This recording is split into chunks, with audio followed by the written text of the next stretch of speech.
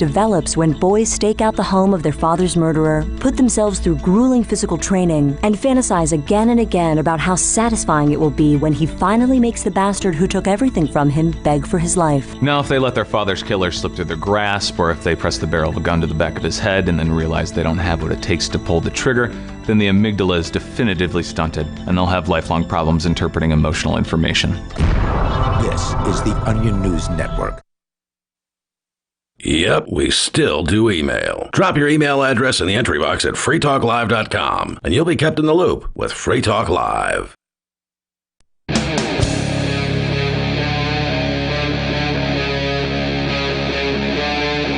Free Talk Live.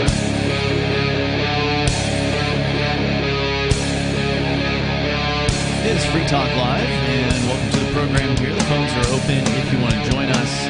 You can bring up anything you want to discuss. The number is 603-283-6160. That's 603-283-6160. Joining you here tonight, it's Ian. Peakless Mountaineer. And the Reverend Captain Kickass is also here. And you're welcome to join us online anytime you want. Just head over to freetalklive.com, and you can enjoy the features there, archives galore, and all kinds of other ways to interact with other Free Talk Live listeners and such. Nice shirt there, Peakless Mountaineer. It is an excellent shirt. I have a photo of... In fact, a kick-ass shirt. It is, yes. It's not a nice shirt. It is a kick-ass shirt, isn't it? I have a photo of somebody who's been wearing one and has done some work in it, so it's like work worn. Hey, and like it's standing the test of time. So nice. At least 2 weeks. Quality. You're referring to the Captain Kickass shirt, which is available through Amazon. It is. Right?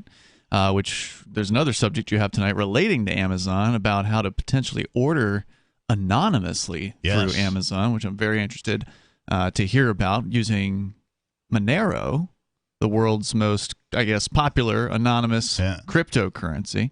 So we can talk about that. I do want to point out that the logo on the T-shirt is the cover art for the upcoming EP that I'm releasing. 3 songs. Yep. It's called Eleuthermania.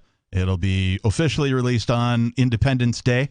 I refuse to call it July 4th. It's Independence Day. That's what it is. And if you're going to Forkfest or Porkfest this year, I will be there. I will have advanced copies. I have just secured a spot. It'll be right next to the Free Talk Live site. Be right next door to it on Sunday night of Forkfest. So that's Porkfest Eve, the last day of Forkfest. That's right. On Sunday night, I'm going to do a listening party / premiere of the music video. Is that June 18th? It is, June 18th, Sunday night. And I'm going to do the premiere of the music video. That's there cool. as well, and a listening party for all 3 songs. And I'll talk a little bit about each of the songs, before we play them, that kind of a thing. A little pseudo presentation for those folks, and so you can pick up an advanced copy and T-shirts. I have stickers too. Yeah, I'll be bringing all that kind of stuff. So this is at Porkfest, or rather, the final night of Forkfest, which will be probably a pretty great night. I hope so. And then the official release to anybody who's not at that event will be July 4th. Right. So like all of your normal places that you get music, I've got digital distribution set up to release on July 4th. Independence Day. Right.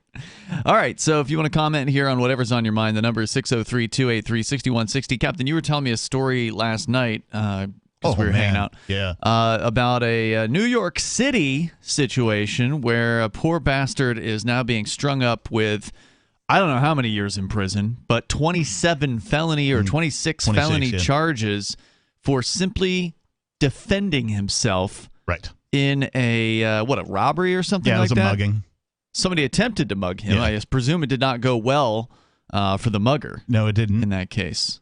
So this from ABC7NY.com. Man accused of killing mugger in Queens arraigned on 26 gun charges, and his bail was doubled. Rather than giving him a medal for taking out a scumbag who was trying to, probably has mugged other people. This probably wasn't his first mugging. One would think. It was just the one where somebody fought back and actually killed the dude. Rather than, thanking him for doing the city a favor and cleaning up the streets, no, they apparently investigated him and went to his home after it was found that he was, illegally carrying a gun? Yeah, so he defended himself, first and foremost. Right. With a gun. With a gun. He allegedly, and this article has to say allegedly, shot and killed a suspect who was trying to rob him. He appeared in court on Friday. on 26 counts of criminal possession of a weapon. Bail was recommended at $25,000 for Charles Feiner. I'm not sure how you pronounce this. It was age 65 during his arraignment before Judge Jerry Iannissi. I'm probably butchering that as well. In Queens Criminal Court. Judge Iannissi showed Feiner no sympathy during the brief court appearance, doubling the amount initially requested for bail by the Queens DA office. So the DA originally said, we recommend $25,000 bail. Judge Not said, enough. No, I think we're really going to F this guy. Let's double it. I'm an activist. Yeah. The defendant, this is a quote, the defendant was on the street with a loaded, unlicensed gun, the judge said. There are too many shootings in this city! Exclamation mark. The court is quite concerned with what we see. That's a quote from the judge. Right. Yeah. Look, if you're going to get robbed in New York City, you're just supposed to take it. You give up all the money that you have, bend over, and let the criminal do absolutely anything that they want to. Well, it serves you right for having cash in the first place. You're supposed to have transitioned to credit cards and debit cards, and really just credit cards. Like, you're not supposed to have any actual money, just debt. And how impartial does that judge sound? Not at all. Completely not impartial at all. Justice isn't impartial anymore.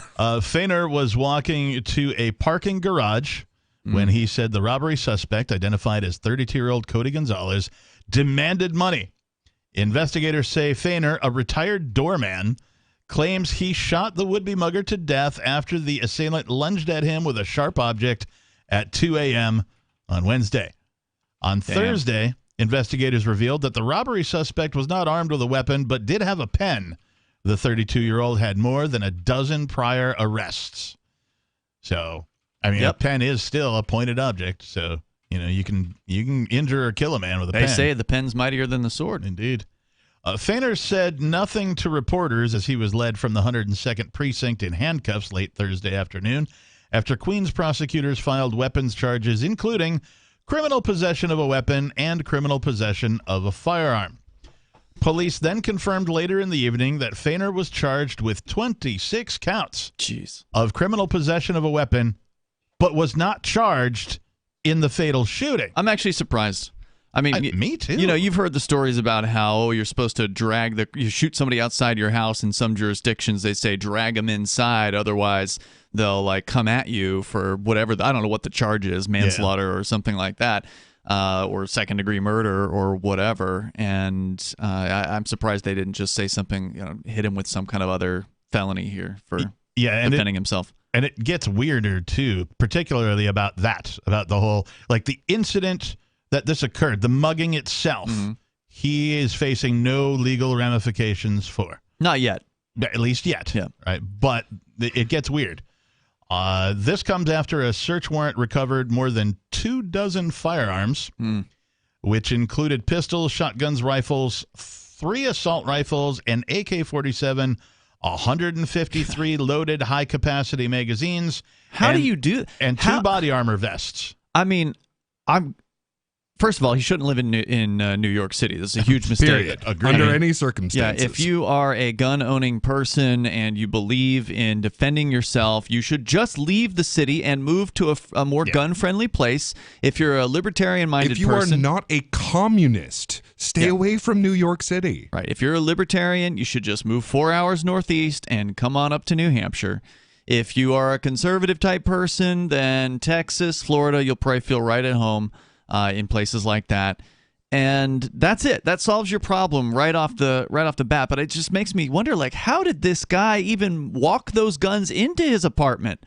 He would have had to have been real careful, right? Because people around New York City are more likely to snitch on you, and they're all kinds of some of them are nosy busybodies. It seems like it'd be a challenge to even move those kind of guns around the city. The article says he's a retired doorman. Now, to me, a doorman means a guy checking your ID and taking cover at the club. But no, he's could probably also a mean doorman at a an apartment building. or an apartment building or whatever, that kind of a thing. So my guess is that he had access to some sort of a shipping bay, that kind of a thing. He could, not ship and receive, but he could receive stuff in ways that a normal person couldn't. Can you even just buy guns like that online and then just have them shipped to you? Don't you normally have to go to a federal dealer or something like that and show ID and sure, but there's also like I know people who have multiple addresses for a variety of reasons. Yeah. Some of them just sort of happen organically, right? You just sort of always use your parents' address and you move out of your parents' place, but you still get some mail there occasionally, maybe for like your student loans or you might get mail, and so it's possible for a guy to live in New York State or city and like also sort of live somewhere else officially and be able to purchase these things outside of it's possible he drove to New Hampshire and bought guns in New Hampshire and Absolutely. then drove him down, put him into a guitar case and walked him into his apartment. I'm just saying there's a variety of ways for which a person can achieve this. The government thinks that they're outlawing and banning and all these kinds of things, but it is probably very surprising to most statists how armed regular people really are. And if he used to be the doorman of his own building, he would be the very person people would expect to call the police if there was a mysterious package showing up. Indeed. Wow. So they found a bunch of guns. He did have a license, this says, for 5 rifles. So he was at least compliant, if you will, with partial that New can't York be easy City in law. New York. New York City, you're not even last I heard, you weren't even supposed to have a private gun unless you were like an armored car guy or something like that, or a private detective. Certain private investigators can get firearms, but other ones cannot. So there's you have to jump through like an amazing amount. I can't even imagine what he had to go through. I'm pretty sure it's the single most restrictive gun laws in the United States. Yeah. I think Chicago's got that. They're probably up there. Really? For sure. Yeah. Top 3, at the very least. Feiner told prosecutors, I pulled the gun out of my pocket. It didn't go off accidentally. I pulled the trigger. I emptied the revolver. Wow. Last night I was carrying a firearm because of crime in the city. Yep. I've had it since the 1990s. I obtained it in a bar one night. The firearms are mine and mine alone. So wait, just to clarify, he's got a license for the rifles, it said. That's what it says. But the gun he had on him in the shooting was not legal? He did not have a license for it. I see. Okay. Yes. The retired doorman allegedly told detectives he collects the firearms as a hobby. Damn. But Feiner does not have a permit for the pistol or for most of the weapons he collected. Feiner was originally set to be arraigned on Thursday night, but in a bizarre twist, this is where it gets weird, the judge recused herself in the middle of proceedings and adjourned the arraignment for Friday. Okay. So, and we talked about this last night, recusing just means that usually there's a conflict of interest. So typically. Not sure what the conflict of interest is here. The next paragraph says, the judge signed off on the search warrant related to the shooting. This is the search warrant for the guy's house. So the shooting occurred, right? Legal people got involved. The state gets involved. And then somehow the DA said, well, we got to search the guy's house because he didn't have a license for the pistol that he killed the mugger with. So that's what happened. The judge signed that warrant, but since the Feiner is not being charged in the shooting itself, the judge is now connected to aspects of this case that are not within the scope of the charges. And that's, it doesn't make any sense to me. They don't come right out and say what it is. They don't say it's a conflict of interest. They just say that the judge who said, so wouldn't that invalidate the warrant as well, is my question from a legal perspective? Well, you would think, but this is the government we're talking about. They don't actually have to, abide by their own rules or the rules of logic. Judge Iannici took over the case on Friday. The shooting happened in a driveway outside of Feiner's apartment building where a surveillance camera captured the entire confrontation. The video shows Feiner backing down the driveway as the assailant closed in on him. Feiner draws his gun, and the assailant keeps on coming. Crazy. The shots were fired from a distance of about 8 feet. Feiner lives in the building in the Kew Gardens section of Queens with his wife. His neighbors have expressed much support for him. Angel Rodriguez lives just down the hall. She says, very friendly and respectful. I've never seen anything from him that would indicate malice. So my interactions with him have always been pleasant. He's a nice guy, a family guy. Feiner of course he is. He just did it. He did what he had to do to defend himself, and it sounded like he gave the guy a chance to back the F off. But the dude was a psycho, and he kept advancing even when the guy pulled a gun on him. So here's the thing. Apparently, it seems to me that New York City doesn't want the publicity around the shooting itself, because here's a man acting in self-defense. Right. And I think that would create a whole bunch of press that New York City doesn't want. Now, what New York City does want, of course, is the prosecution of a man who only had a license for 5 of the 26 firearms they found. And so that's the publicity they're after. This is why they're not prosecuting him, in my opinion. I'm just spitballing here. I have no evidence of this. I have a completely different theory. Okay. Like, I suspect that this guy is connected either directly or indirectly with the government. Like, they tend to protect their own, so that the judge might be, Which guy? No, I know who this is. The suspect? I am shooter? not going to judge on this. Yeah, the suspect. I mean, as we were He's a talking about a retired moment ago, like, doorman. how did this guy get? You'd be surprised, man. And that's the thing. That is the official story. That doesn't mean that's necessarily where who this guy actually is. Look, the only things that we really know about this guy is you have how many guns in New York City? So, I mean, first of all, applause to the man for having that many guns in New York City. Some of them from the 1990s, apparently, at least according to the article. Like, I mean, that is acting like a free man regardless of the situation around you, in my opinion. The price to pay for it, though, unfortunately. Hell of a price. So the other thing I want to point out is that this guy is guilty of nothing except paperwork. That's right. Right? He didn't fill out the paperwork that the state requires him to fill out and pay the amount of fees to have the appropriate licensing for this is the biggest crime. His own property. That's the real crime right there. He didn't cut the state in. Right. You have to give them their cut or else. Right. The mafia didn't get their cut. This is the state in this case. The mafia is the state in this case.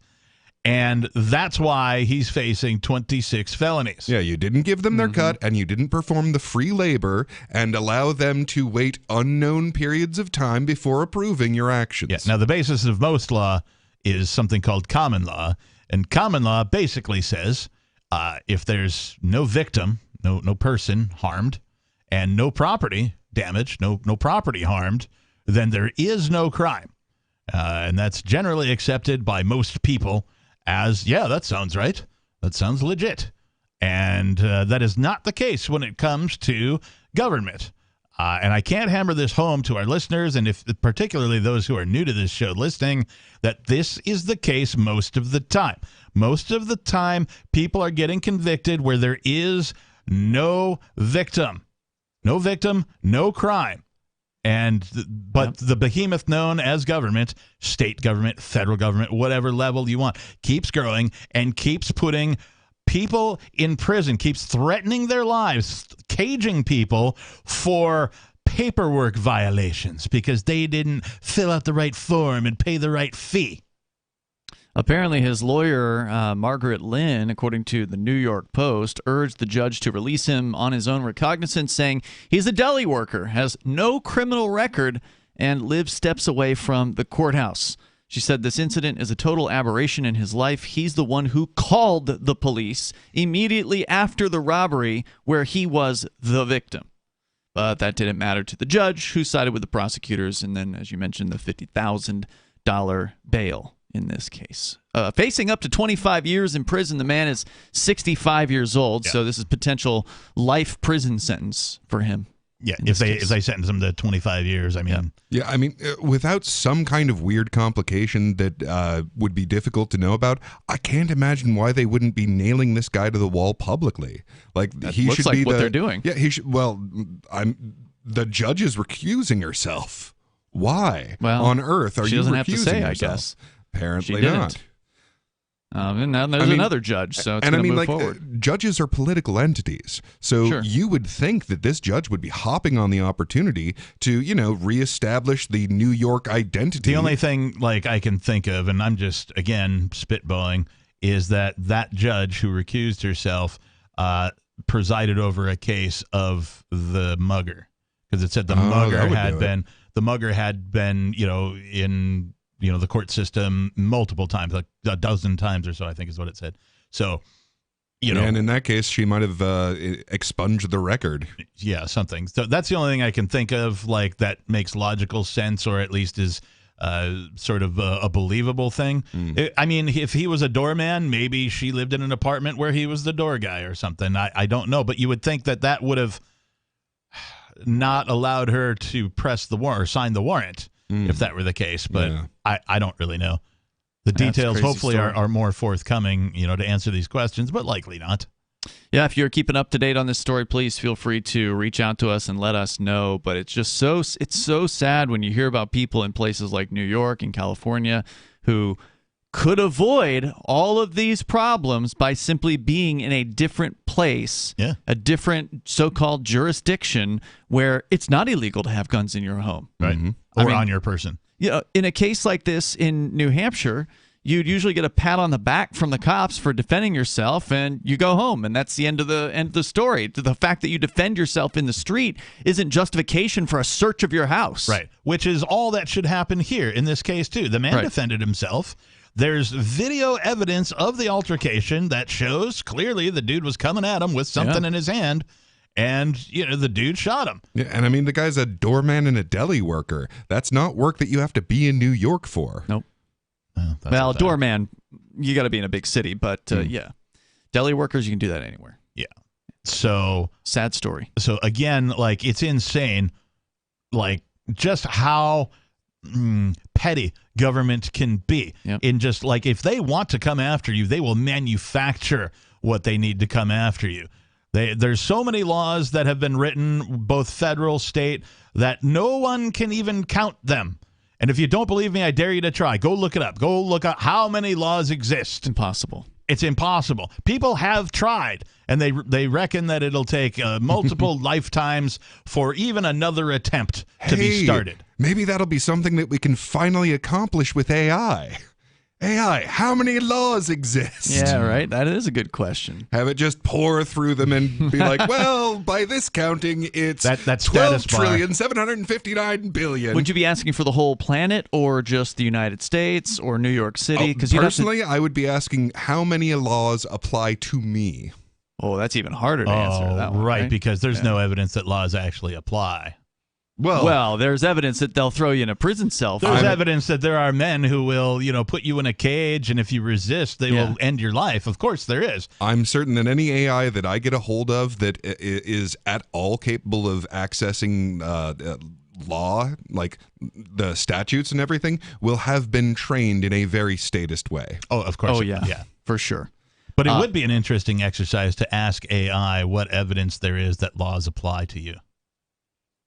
I'm pretty sure it would come back with something like the Constitution or this statute says it applies to you. Well, interestingly, that question was asked at Jay Noon's, Shallon, his wife's hearing, which Jay was representing her at. Yeah, they even addressed that one. It was very subtle, but I want to know what they said, and we can talk about it after that. Yeah, sure. Yeah, we'll continue here in a moment. The number is 603-283-6160. I was actually surprised the witness was allowed to answer the question. So Jay was able to ask the question, and it was answered. I figured there'd be an objection to it, and surprisingly there wasn't. There's more coming up here. There were plenty of other objections, but more on the way. You can join us, 603-283-6160 here on Free Talk Live. Excuse me, is this where I get a license to start a new business? I wouldn't be hasty. You have to get a license to go out of business, too, Oh, well, look, I've invented this little anti-gravity machine, see? Oh, is that why you're walking 2 inches above the floor? Oh, yes, it's very comfortable. It saves on shoe leather. Yeah, well, you have to fill out these forms and report to the Human Services Department of Manpower Orientation and register with the Fair Employment Practice Commission, the Wage and Hour Division of the Employment Standards Administration, the State Sales and Income Tax Division, the Internal Revenue Service, and the Social Security Administration of the Department of Health, Education, and Welfare, and, of course, OSHA. OSHA? I thought that was a little town in Wisconsin. You'll find out. Say, floating around like that could be dangerous. Have you checked with the Consumer Product Safety Commission? Well, not yet. Come to think of it, you actually are flying, aren't you? Look, you need to go over to the Federal Aviation Administration and the Transportation... It's very hard to get anything done these days if you're in business, but free enterprise built this country. Think what could happen if we don't keep it free. A public service of this station and the Center for the Defense of Free Enterprise, Bellevue, Washington. We just can't have people floating about unregulated, From Feature Story News in New York, I'm William Denslow with the Weekend Review. More than 40 leaders from across Europe convened this week to discuss the continent's stability and security at a summit in Moldova. Meeting just a few miles away from the Ukrainian border, the summit is seen as a show of European unity and a rebuke of Russian influence in the region. Alex Cadier reports from the Moldovan capital, Chisinau. Ukrainian President Zelensky was the first to arrive, reiterating his country's desire to join the EU and NATO. European Union member states are joined by 18 other non-EU European countries like the UK, Switzerland and Western Balkan countries including Kosovo and Serbia. Now, while tensions between those two countries loom over this meeting, the hope is at least to show a strong and unified European continent. US Secretary of State Antony Blinken has visited NATO's newest member. Speaking in Finland, he said strengthening Ukraine's defensive capabilities was a prerequisite for a diplomatic solution to the war. This comes as the US has pledged a further $300 million worth of arms for Ukraine. The latest round of aid brings total US security assistance to Ukraine to $37.6 billion since Russia's invasion last February. Sally Patterson reports. The US says it won't tell Ukraine where and where not to strike. That, it says, is up to President Volodymyr Zelensky. But US National Security Council spokesman John Kirby said America has been clear with Ukrainians privately and publicly that it does not support attacks inside Russia. He says President Zelensky has given assurances that the Ukrainians respect those concerns. Earlier this week, Moscow came under a drone attack, which the Kremlin blamed on Kyiv. Ukraine says it was not directly involved in the assault. US lawmakers this week passed a bill that prevents the country defaulting on its debt. The Fiscal Responsibility Act, struck by President Joe Biden and House of Representatives Speaker Kevin McCarthy, was passed by senators late on Thursday night. From Washington, Benji Heyer reports. Had this not been agreed, the government would have run out of the cash it needs to pay its bills, and the US would be sent careening towards a default, a historic first, sending shockwaves through global financial markets. Some Republicans on the right still believe the deal doesn't cap spending enough. Others, mainly Democrats on the left, are unhappy it may make it harder for those on lower incomes to receive aid. For weeks, consensus was hard to come by, and though Capitol Hill remains divided still, the majority of lawmakers backed the bill. And a US-Taiwan trade deal aimed at deepening trade and economic ties between the two countries has sparked Beijing's ire. While the deal is modest, it signals Washington's commitment to the self-governing island. From bureaus worldwide, this is FSA. Got Telegram? You can follow our channel there and discuss show prep with other listeners at telegram.freetalklive.com.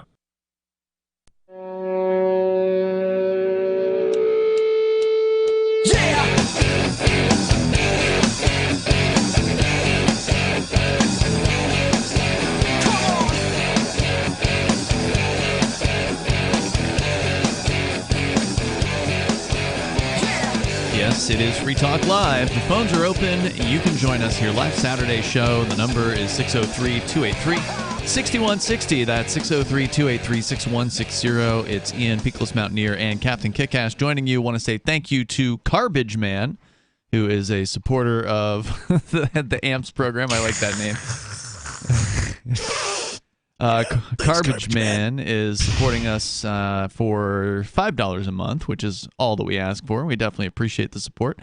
He has silver level support over at amps.freetalklive.com, and you can join him for $5 a month. You can help us advertise, market, promote, and support. That is what AMPS stands for. So if you appreciate the mission that we have here and you want to help support it, that would be a great way to do it. Just go to amps.freetalklive.com. You can get signed up there. That is our Patreon. You can use that to sign up with your debit card, credit card, or your PayPal account. Maybe you don't like Patreon. Maybe you'd prefer another option. We have that thanks to the folks over at Odyssey, which is our replacement for YouTube. Yeah. It's much better than YouTube. Check out our Odyssey channel at video.freetalklive.com and then click the join button.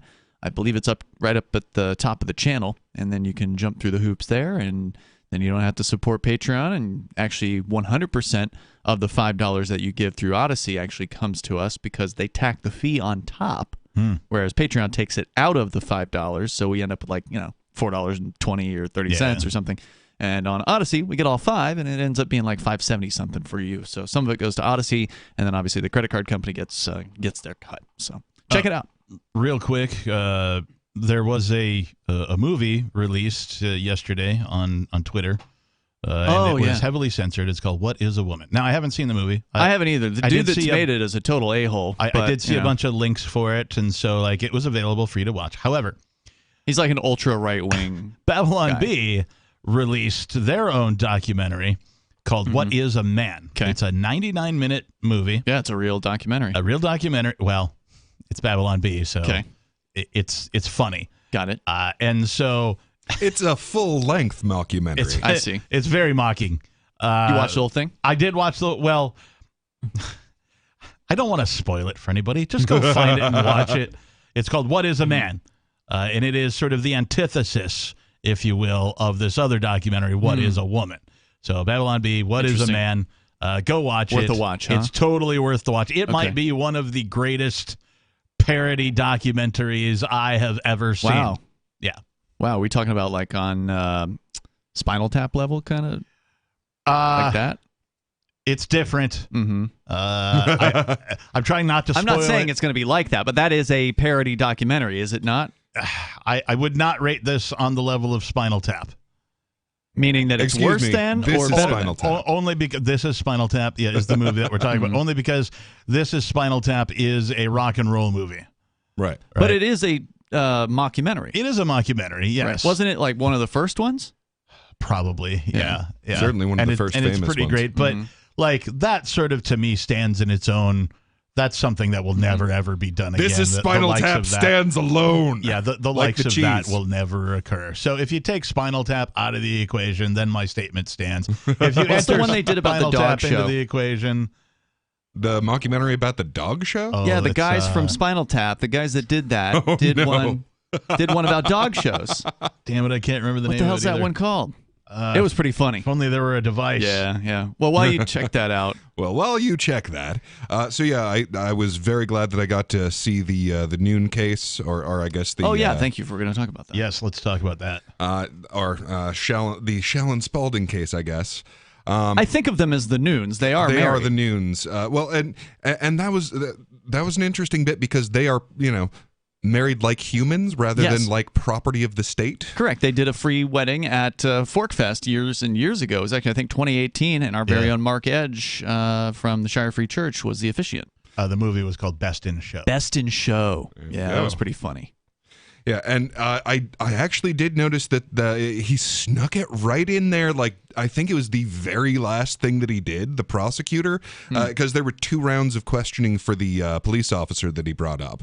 And, like, I think it was literally the last question that he asked him there, and just snuck it in at the end of, like, oh, in your experience as a police officer, are people who are physically in the area of Concord subject to this jurisdiction? Whoa, I missed that one. Yeah, it was real sneaky. But he absolutely he snuck it in there right at the end. Wow. Yeah. Interesting. Yeah. No, it's really interesting seeing the unpredictably different responses that courts have to challenges of jurisdiction. What was the question that was asked that was allowed to be answered? Right. So the reason the prosecutor asked that last question that you're referring to is because Jay, again, he was acting as what they call attorney in fact. So he basically signed a form saying that I will obey the attorney rules and I can quote unquote represent my wife.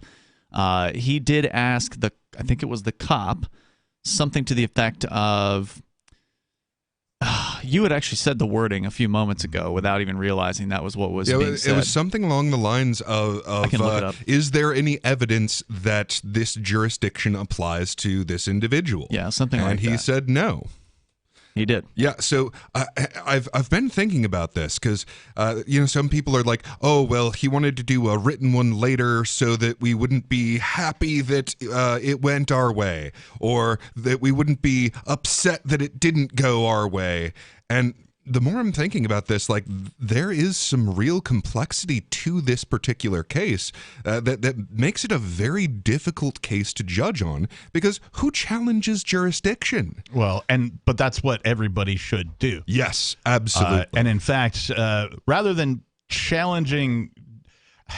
directly challenging jurisdiction by saying something like, what is jurisdiction, right? That's going to get you into some, weird discussions with the judge and the prosecutor. But asking a question, and Bonnie alluded to this during the break when we were discussing this, the best question I think to ask is, can you show me the evidence that the jurisdiction applies to me? Okay, so this is to that question. I did take notes. I was using my Mastodon account over at social.freetalklive.com. I was following you as it was going along, and I did write what I believe was the exact question. Okay. It was, do you have any evidence of facts that the New Hampshire RSAs apply to Shallon Spaulding? There you go. That's it. That's a great question. Right? And he said no. Yeah. So did he motion for thing right then and there? There was no objection to that question. Oh, did he motion to dismiss? No, he did. Like, if there's no evidence. He had already motioned to dismiss, so that he could have motioned right then and there, though. Mm. He could have said, "Look, this witness just, I don't know what what you would say for that motion, but look, there's no evidence the law applies, so therefore that's what you would say. Is I moved to on the basis of the fact that there's no evidence that this applies to my wife. I would actually ask a confirming question of the judge before I would motion, and what I would say is, Judge, help me out here, right? Get a little Columbo with it. If I'm Jay, obviously I'm not an attorney, but it's my understanding that it is the prosecution's job to provide the evidence, and the prosecution is unable to do that according to the answer we just heard. So I must motion for you to dismiss this. Right, you're here to find facts, Judge. Get the judge to agree that yes, that's indeed how it works. Great, then I motion for you to dismiss this case based on a lack of evidence. Yeah, that's what you do. Okay, I move to dismiss then. Yeah. Shoot. It's hard, though. I mean, when you're up there, the pressure's on. It's so difficult. If you're not experienced, and Jay is pretty experienced and at dealing with court stuff, but that doesn't mean it's not hard as hell to be up there with all the pressure on. Right. So, I mean, as I see it, there's two things that the judge really has to figure out on this one. So the first thing is the jurisdictional matter, which is really dicey because his job is to make the court look good. That is the most and only important thing in not only any lawyer's job, but especially any judge's job. Like, that is what you make an oath to. You swear an oath to uphold the court. That means make the court look good. So if he acknowledges, ooh, wow, yeah, there isn't a jurisdiction here, he has to do so in a way that doesn't make the court look stupid.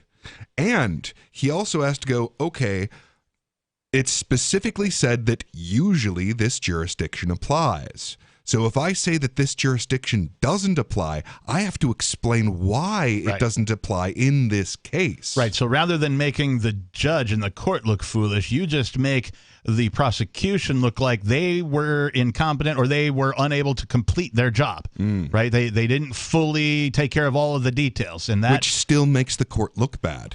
It makes the prosecution look bad, not necessarily the court. The prosecution is part of the court.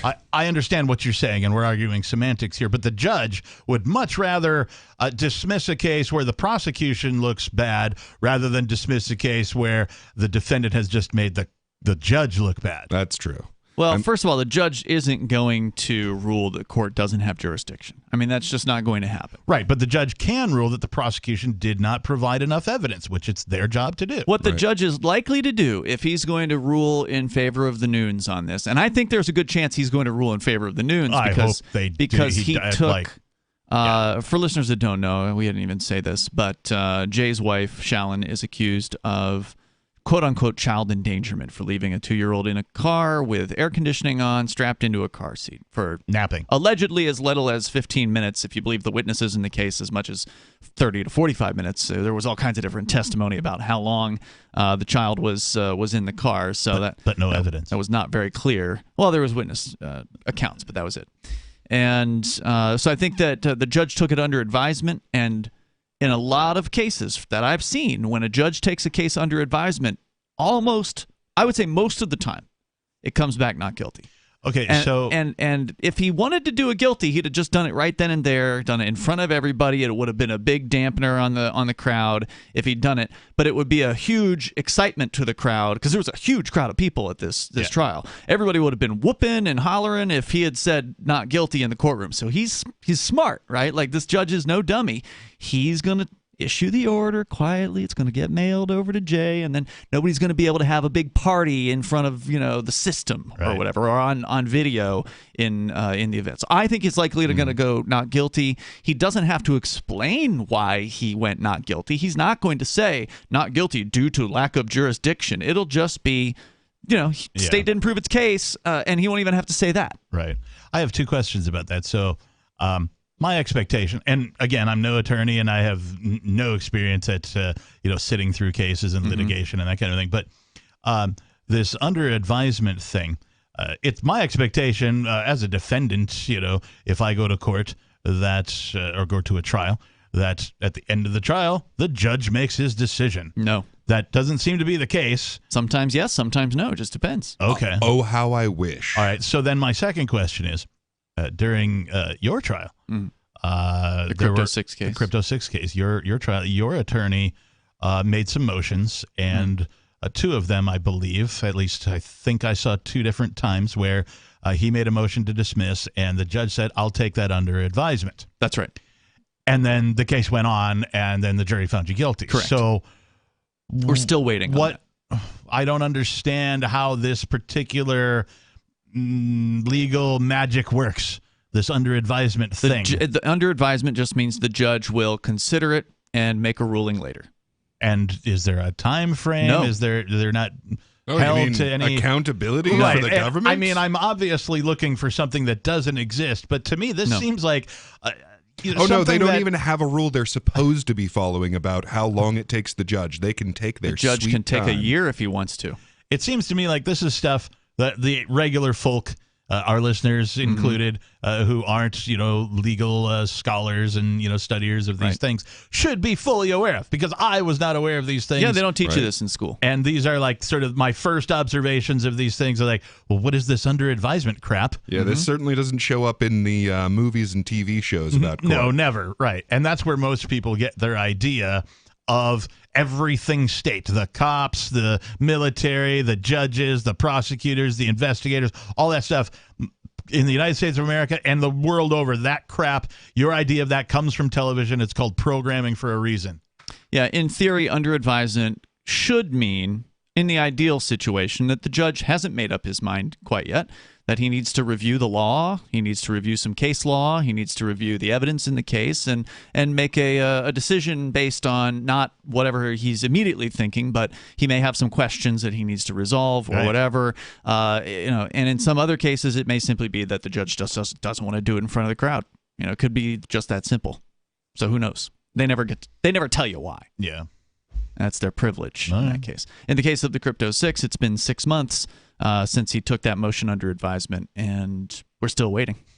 In fact, my attorney says that's the longest amount of time he's ever waited in his career. I was going to say, your attorney's got a bunch of experience. A ruling, yeah. Wow. Yeah. Let's go to the phones here. We got Tim on the line in Florida. By the way, for those that are looking for the noon case that we're talking about, the video is pretty much done.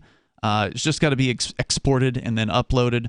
I'm actually waiting to see if we can get some word from Jay or his wife on whether or not the court's ruling came in. Because a lot of times when a judge says they're going to take it under advisement, they literally write the ruling the same day or the next day. Yeah. So there's a good chance that ruling went out Thursday or Friday in the mail, and it could be at Jay's house, today. Yeah. So I haven't heard any updates, but that's why I'm just kind of holding off. Because if I can get the ruling in the video, that's obviously a nice thing to have. Yeah. So that's coming. Tim, you're on Free Talk Live, calling from Florida. Tim in Florida. Going once. Tim in Florida. Timmy. Going twice. We'll put him on hold. Try him back later. Ricky in Pennsylvania, or Ricky in the Commonwealth of Pennsylvania. Go ahead. No doubt there, Brother Ian, Brother Captain Peakless Mountaineer. Good evening. What's weird that Peakless, Mr. from the Commonwealth? It's weird that Peakless isn't a brother for some reason. No, I objected to that term. Well, no, he don't want to be brother. Yeah, I withhold that for very specific and careful usage. I'm have loose to with it. it takes a lot for me to consider you a brother. I'm loose with it from time to time, but I have two distinct different meanings. There are times if I call you my brother, it means that I treat you like as if you were my birth brother. Right. Okay. Right. But then there's another version of it where if I call you brother, it means my fellow human. Right.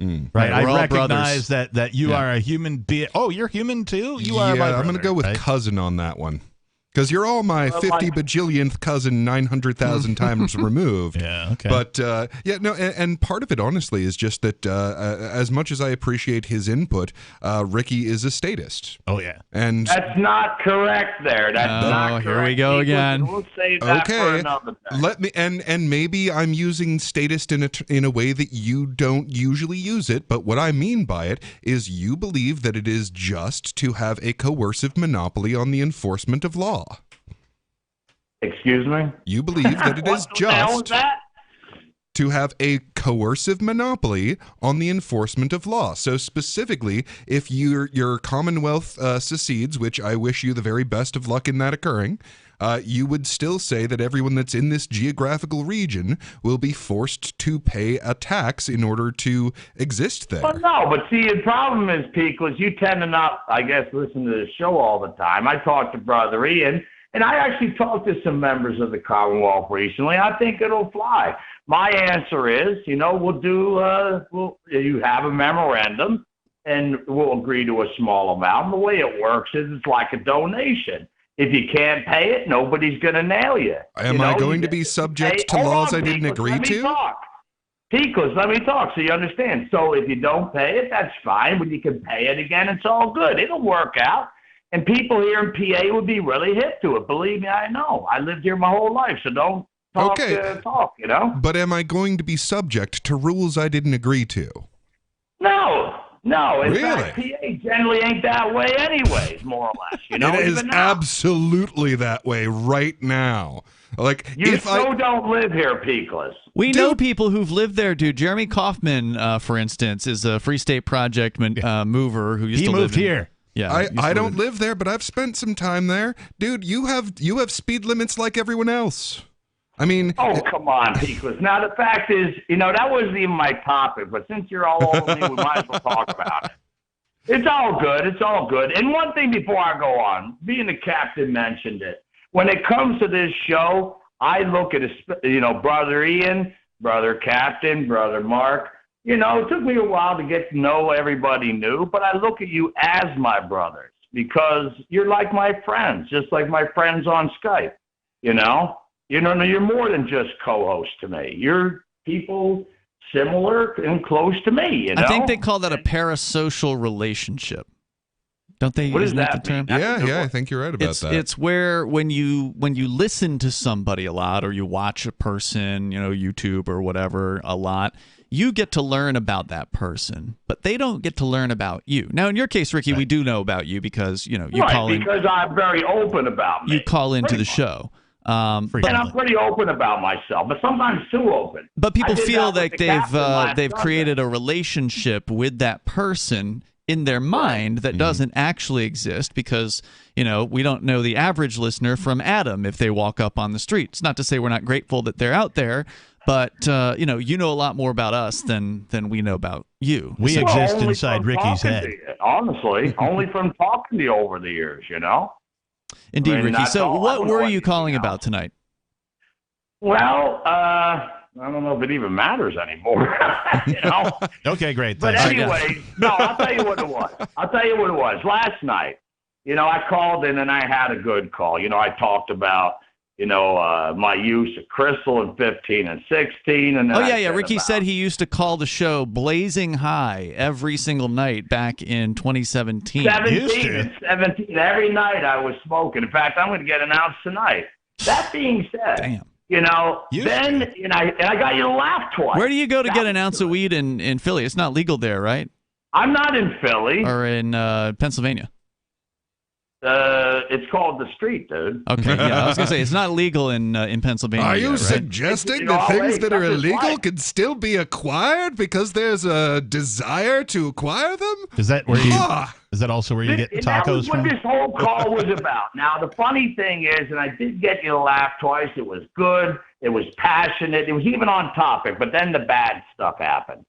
Following me, Sarah from New Mexico, and she was uptight. And I'll tell you why she was uptight. Would you go on a date with Sarah from New Mexico? Huh? Would you go on a date with her if we could get you guys together? You know, I was actually kind of thinking, now if you give me just a second more to finish this, because I was thinking about getting some high-quality product and giving it to Sarah, but that was a bad idea. I don't think she needs to be any, like, a wider of an attention span than I have she a already follow-up is. question for Ricky from the Commonwealth. Yeah, go ahead. He has already declared his desire to become a pornographer. He did mention that, and so didn't my he? question follow-up is, would he appear in said film with Sarah from New Mexico? I don't know. Oh, my God. Captain, why have you done this to my imagination? See, that doesn't really fit with, well, here's the thing, too. It doesn't really fit with my I do not want to motif. see this I film. want to use people from Pennsylvania. Okay, you only want to do Pennsylvania porn. Got it. Hey, Ricky, thanks for the call tonight, man. I appreciate it. The number is 603-283-6160. That's 603-283-6160. That guy's a character. And for those who want more hijinks from that individual, there's a pretty decent chance he'll call back at... tomorrow night? Well, no, tonight. Tonight? Yeah, at 10:30, when we don't have to worry about the FCC. Indeed. That'll be Beard Talk Live tonight, 10:30, on our video streaming platforms like Odyssey. You can go to watch.freetalklive.com. Just go ahead and bookmark that page right now. That way you can just go back there any old time you want to, but especially later on tonight. So about the noon trial, you weren't there, No, I Captain. wasn't. I Do you wanted to have go, any other but- questions about what happened? Because we did discuss it in detail on, was it Thursday? Because we had Jay Noon on the show, so it was like 2.5 plus hours of the 3 hours. So if you really want an in-depth discussion, go grab Thursday's And I'm so show. glad that Jay is back on the show. Me too, yeah. He was away for a while, and he's back now, and I'm so glad because his perspective is so phenomenal. His history, like, I got mad respect for that guy just as a human being on planet Earth. This was actually my first time finally seeing him in court because he, up until now, hasn't really had any court action in New Hampshire. He'd gotten involved in several things in Massachusetts, but that was before I knew him. And so I've never actually, like, he's always talked about doing a lot of court research and having a lot of court experience, and he doesn't have a social security number, and he doesn't drive with a driver's license. Like, he lives that life. He is that guy, mad the respect. real deal. And so I was really glad to finally get to see him in court. Yeah, he's what was that phrase? He's my spirit co-host. He's great.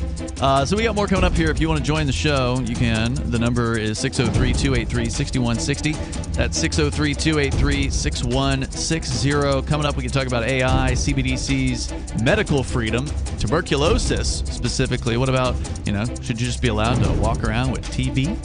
These are things we can discuss on the way. You can also take control of the airwaves here on Free Talk Live.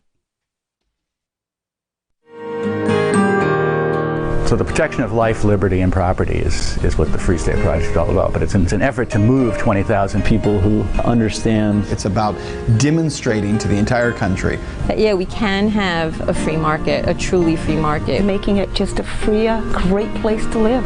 It's the world's largest voluntarist libertarian community, and it's only getting bigger. That's amazing, to be able to move to a place where other people passionately believe in being free and independent. What the Free State Project is managing to do, though, is to put their money where their mouth is. It's physically getting up across the country and saying, let's go someplace and let's demonstrate the power of these ideas. There's a lot of kind of philosophy that surrounds liberty. There's a lot of thinking about it and talking about it. But here in New Hampshire, people are doing it. 101 Reasons Liberty Lives in New Hampshire, a documentary by Free State Project Early Movers. Watch it free at 101reasonsfilm.com. 101reasonsfilm.com. Looking for a great real estate investment? Consider New Hampshire, which is ground zero for the Liberty Movement. Your first call should be to Mark Worden from Porcupine Real Estate. He's more than just a real estate agent. He's your New Hampshire concierge. Where are the best places to live? Do you want farm, city, the burbs, or forest? Do you want a duplex or multifamily building so that renters pay your mortgage? There are homes in all price ranges in New Hampshire, and Mark can help with financing too. Invest in liberty and property. Mark Worden can help. PorcupineRealEstate.com. What if you want to hear the latest episode of Free Talk Live, but all you have is your phone, you forgot to download our archive, and you have no data connection? You can call our Listen line at 641-793-0191. That's a long-distance number, so you may incur charges. If not, listen as long as you want. 641-793-0191. The Free Talk Live Listen line, 641-793-0191. You're listening to the live edition of Free Talk Live. Hour number 2 is next after the news here on the Liberty Radio Network at LRN.FM. From Feature Story News in New York, I'm William Denslow with the Week in Review. More than 40 leaders from across Europe convened this week to discuss the continent's stability and security at a summit in Moldova. Meeting just a few miles away from the Ukrainian border, the summit is seen as a show of European unity and a rebuke of Russian influence in the region. Alex Cadier reports from the Moldovan capital, Chisinau. Ukrainian President Zelensky was the first to arrive, reiterating his country's desire to join the EU and NATO. European Union member states are joined by 18 other non-EU European countries like the UK, Switzerland and Western Balkan countries including Kosovo and Serbia. Now, while tensions between those two countries loom over this meeting, the hope is at least to show a strong and unified European continent. US Secretary of State Antony Blinken has visited NATO's newest member. Speaking in Finland, he said strengthening Ukraine's defensive capabilities was a prerequisite for a diplomatic solution to the war. This comes as the US has pledged a further $300 million worth of arms for Ukraine. The latest round of aid brings total US security assistance to Ukraine to $37.6 billion since Russia's invasion last February. Sally Patterson reports.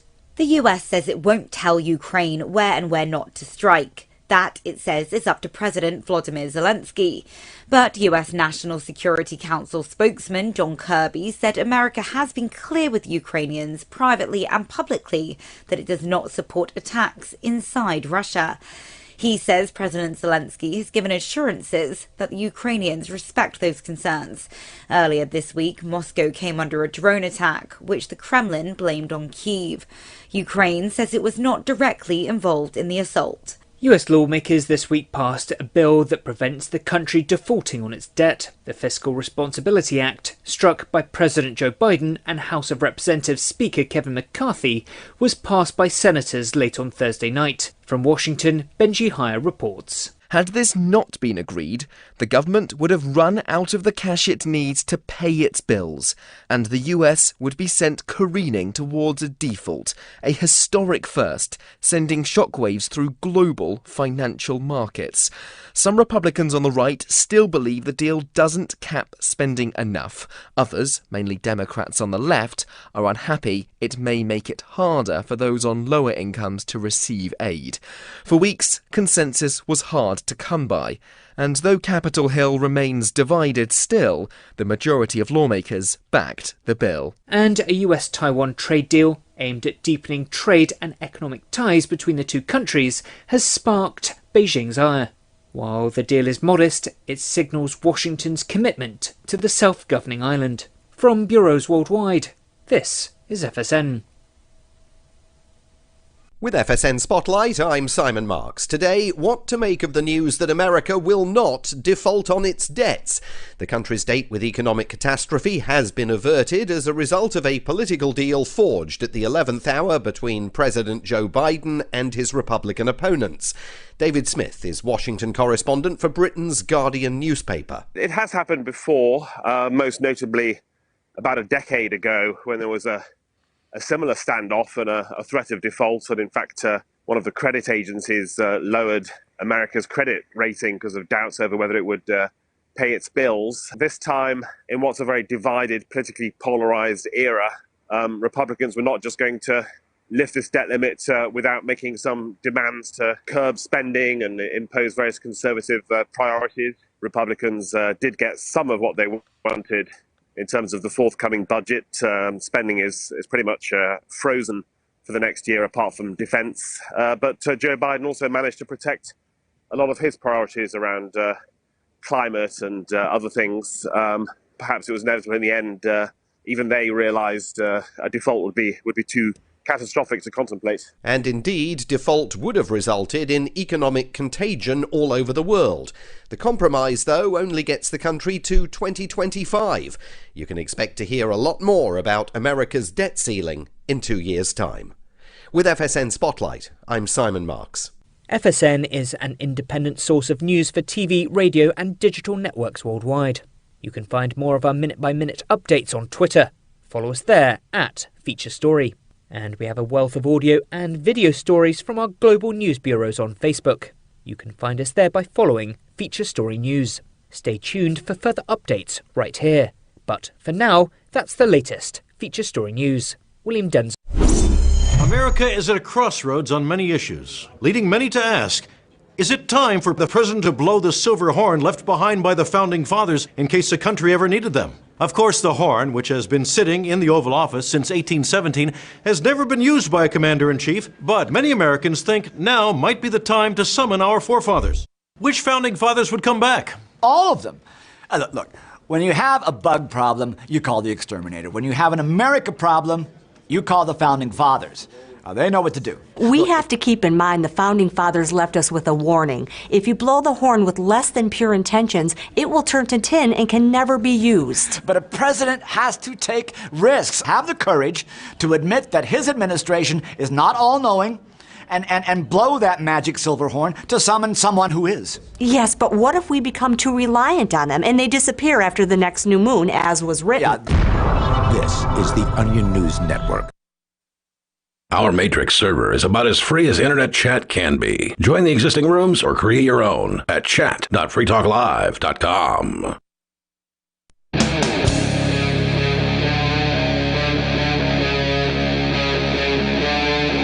Free Talk Live.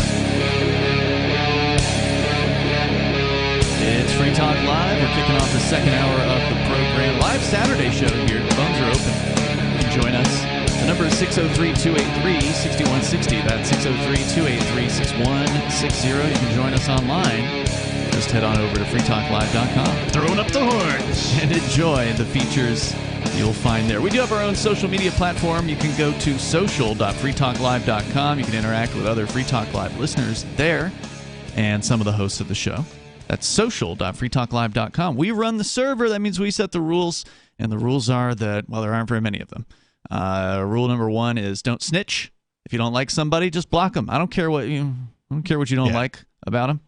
And rule number 2 is no spamming. That's pretty much the only rules. Don't make us come up with a third one. Okay, just go to be respectful if you can, but go to social.freetalklive.com. If I post a link to a page where I'm selling actual cans of spam, is that spam? If you do it once, probably not. But if it's your first post when you join the forum, that I think would qualify as spam. Right. Yeah. So just because I think it's hilarious and people often don't know, the reason that it's called spamming, there's an old Monty Python bit where like there's these people trying to talk and they all start and they start singing louder and louder about spam. I love it. Which is what happens when you just get message after message after message. I'll have eggs, bacon, sausage, and spam. Yeah, it's great. We're going to go to the phones here, and then Peakless Mountaineer, you have a retraction to make based on something you apparently talked about last Sunday. Yep. So we'll get into that coming up here, and talk first, though, to Tim, who I believe is actually here this time. Tim in Florida? Yep, I'm here. We got you. Go ahead, sir. Hey, I wanted to bring it back to Twitter. I actually came in, I think, at the end of a conversation about Twitter, and I heard you were talking about some spoof, What is Man? Yeah, apparently the Babylon Bee has a full-on feature-length documentary, mockumentary. 99-minute documentary. And Captain recommends it.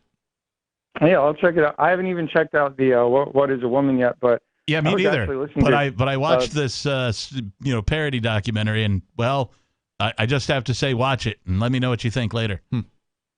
I will. The reason I actually called was because all this business with Ben Shapiro and Elon Musk and all that. I don't know what you're referring to. What's the business with them? Well, What is a Woman apparently is something that was posted. I think it's by the same outfit that Ben Shapiro is involved with or runs his media outlet. Oh, yeah. Okay, so the guy that made this movie is a ultra right-wing conservative named Matt Walsh. Thank you. Correct. And he is just absolutely awful as far as like being a human being. But I got to say, the documentary looks like it could be interesting. I think I saw some preview for it months ago. I haven't really seen anything I saw the hubbub about it, I guess. Yeah. I guess it was like blocked by some staff at Twitter, and then Elon Musk unblocked it and then made a post about it or something. They made a deal. They made a deal beforehand that, yes, he was going to allow it. And then after they posted it, apparently they got a message that said, hey, after we reviewed this, you need to change X, Y, and Z. Otherwise, we're not going to allow you to post it. And the thing that piqued my interest was when I'm going through my podcast today and I see Ben Shapiro, and the title is Elon Musk saves free speech again. Oh, gosh. No, he didn't. The only reason he backtracked is because it's Ben Shapiro and Matt Walsh. It's only because they're so big, and there is shadow banning still going on. Sure. There are people being blocked, for sure. Yeah, Twitter hasn't really changed that much. I mean, I think it has gone in a more positive direction since Elon Musk took it over, but he's not the free speech hero he wants you to believe that he is. And, for instance, he won't even let Alex Jones back on the platform because he doesn't like what Alex Jones said about children, apparently. Yeah. That's the thing about freedom, though. Like, in order for you to be free, others must also be free. This includes things you don't like, people. This includes things you don't like. That's literally the only purpose of freedom of speech, is so that people can say things that aren't popular. You can't say you're a free speech absolutist in one breath and then in the other breath make excuses for why Alex Jones isn't allowed on your supposed free speech platform. And to your point, Peakless, yes, you're absolutely right. Popular speech doesn't need protection. Exactly. Because it's popular.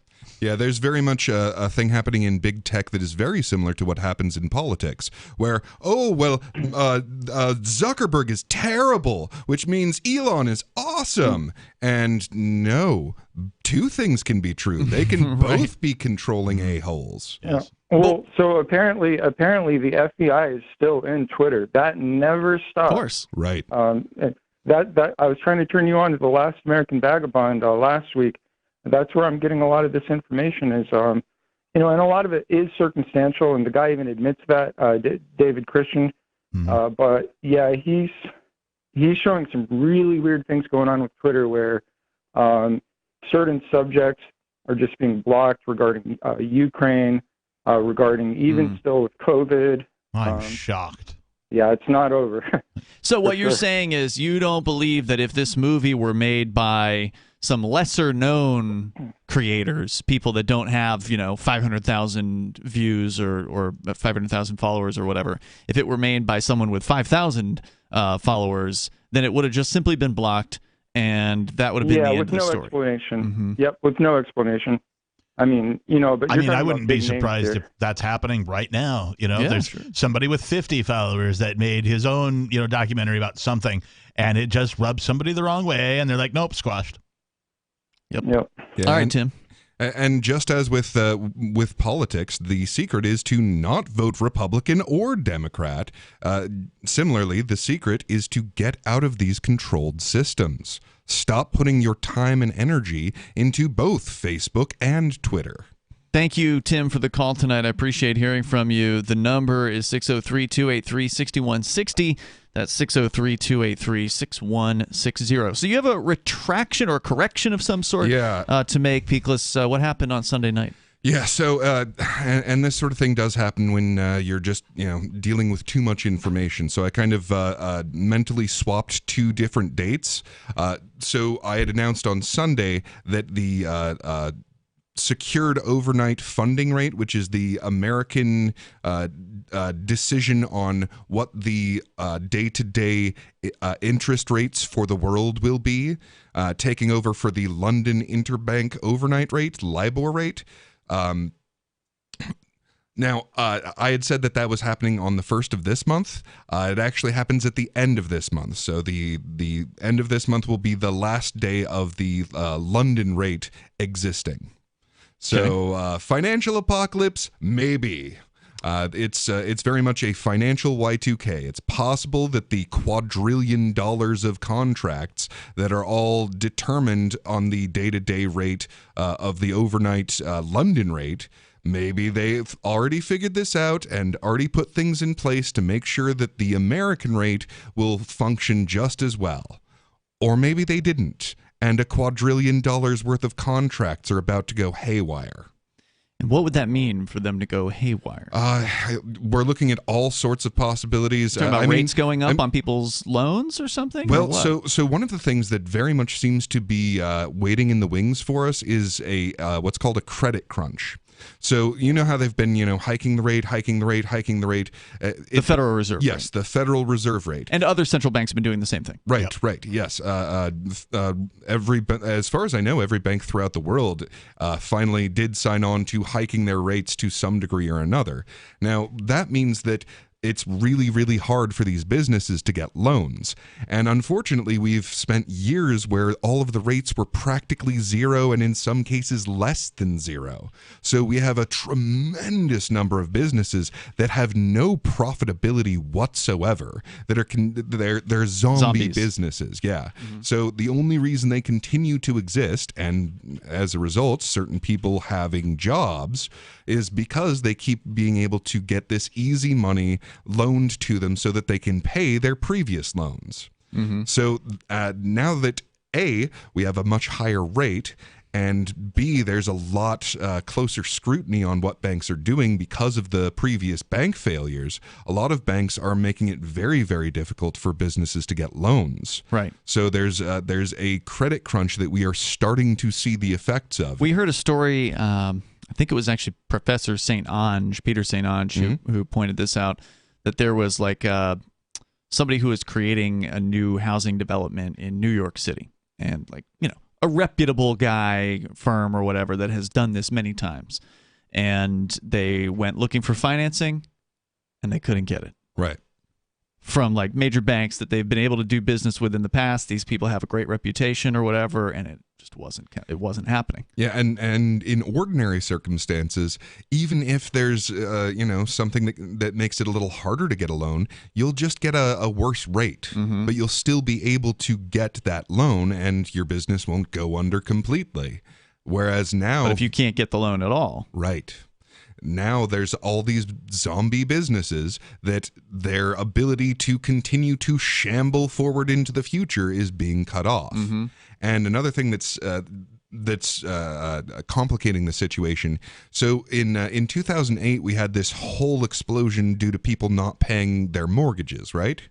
Now we have this problem, only instead of it being houses, it's all of this commercial real estate, right. Which, as I've mentioned on this program, has two big differences. One is that they're much shorter term, and two is that there is this.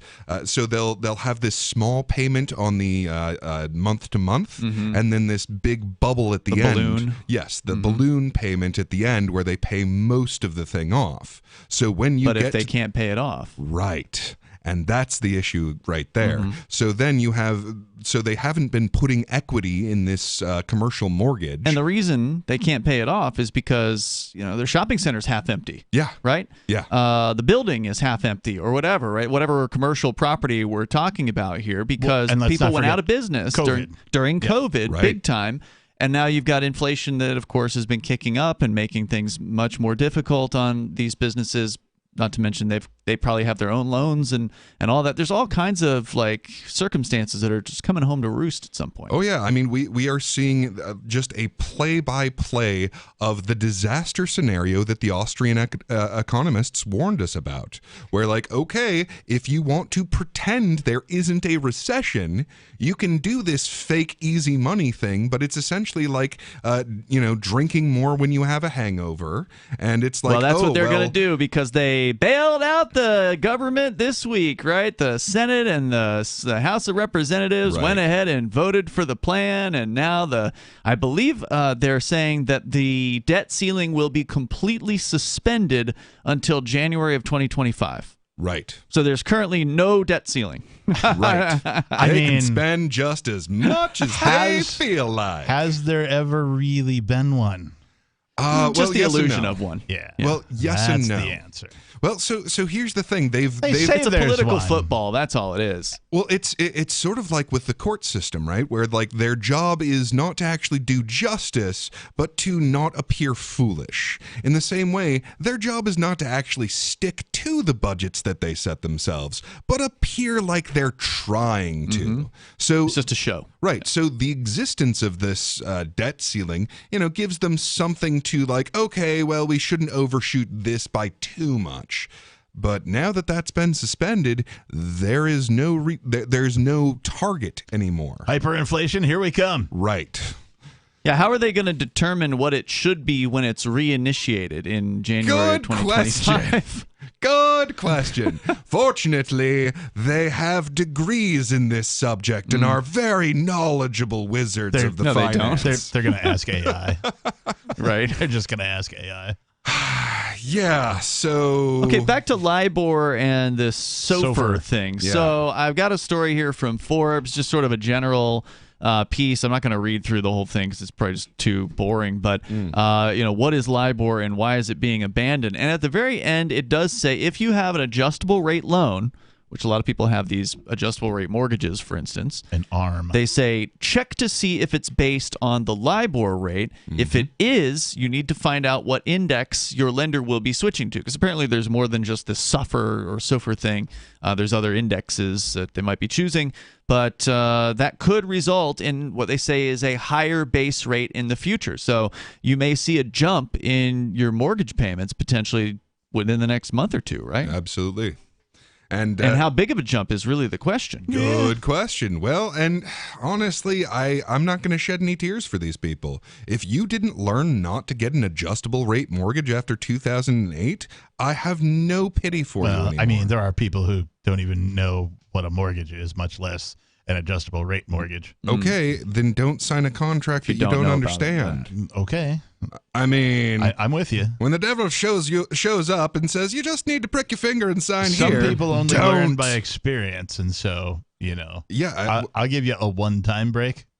Yeah. And if you didn't buy a house, before 2008 and you bought one after 2008, you get one shot. Well, you are far more forgiving than I.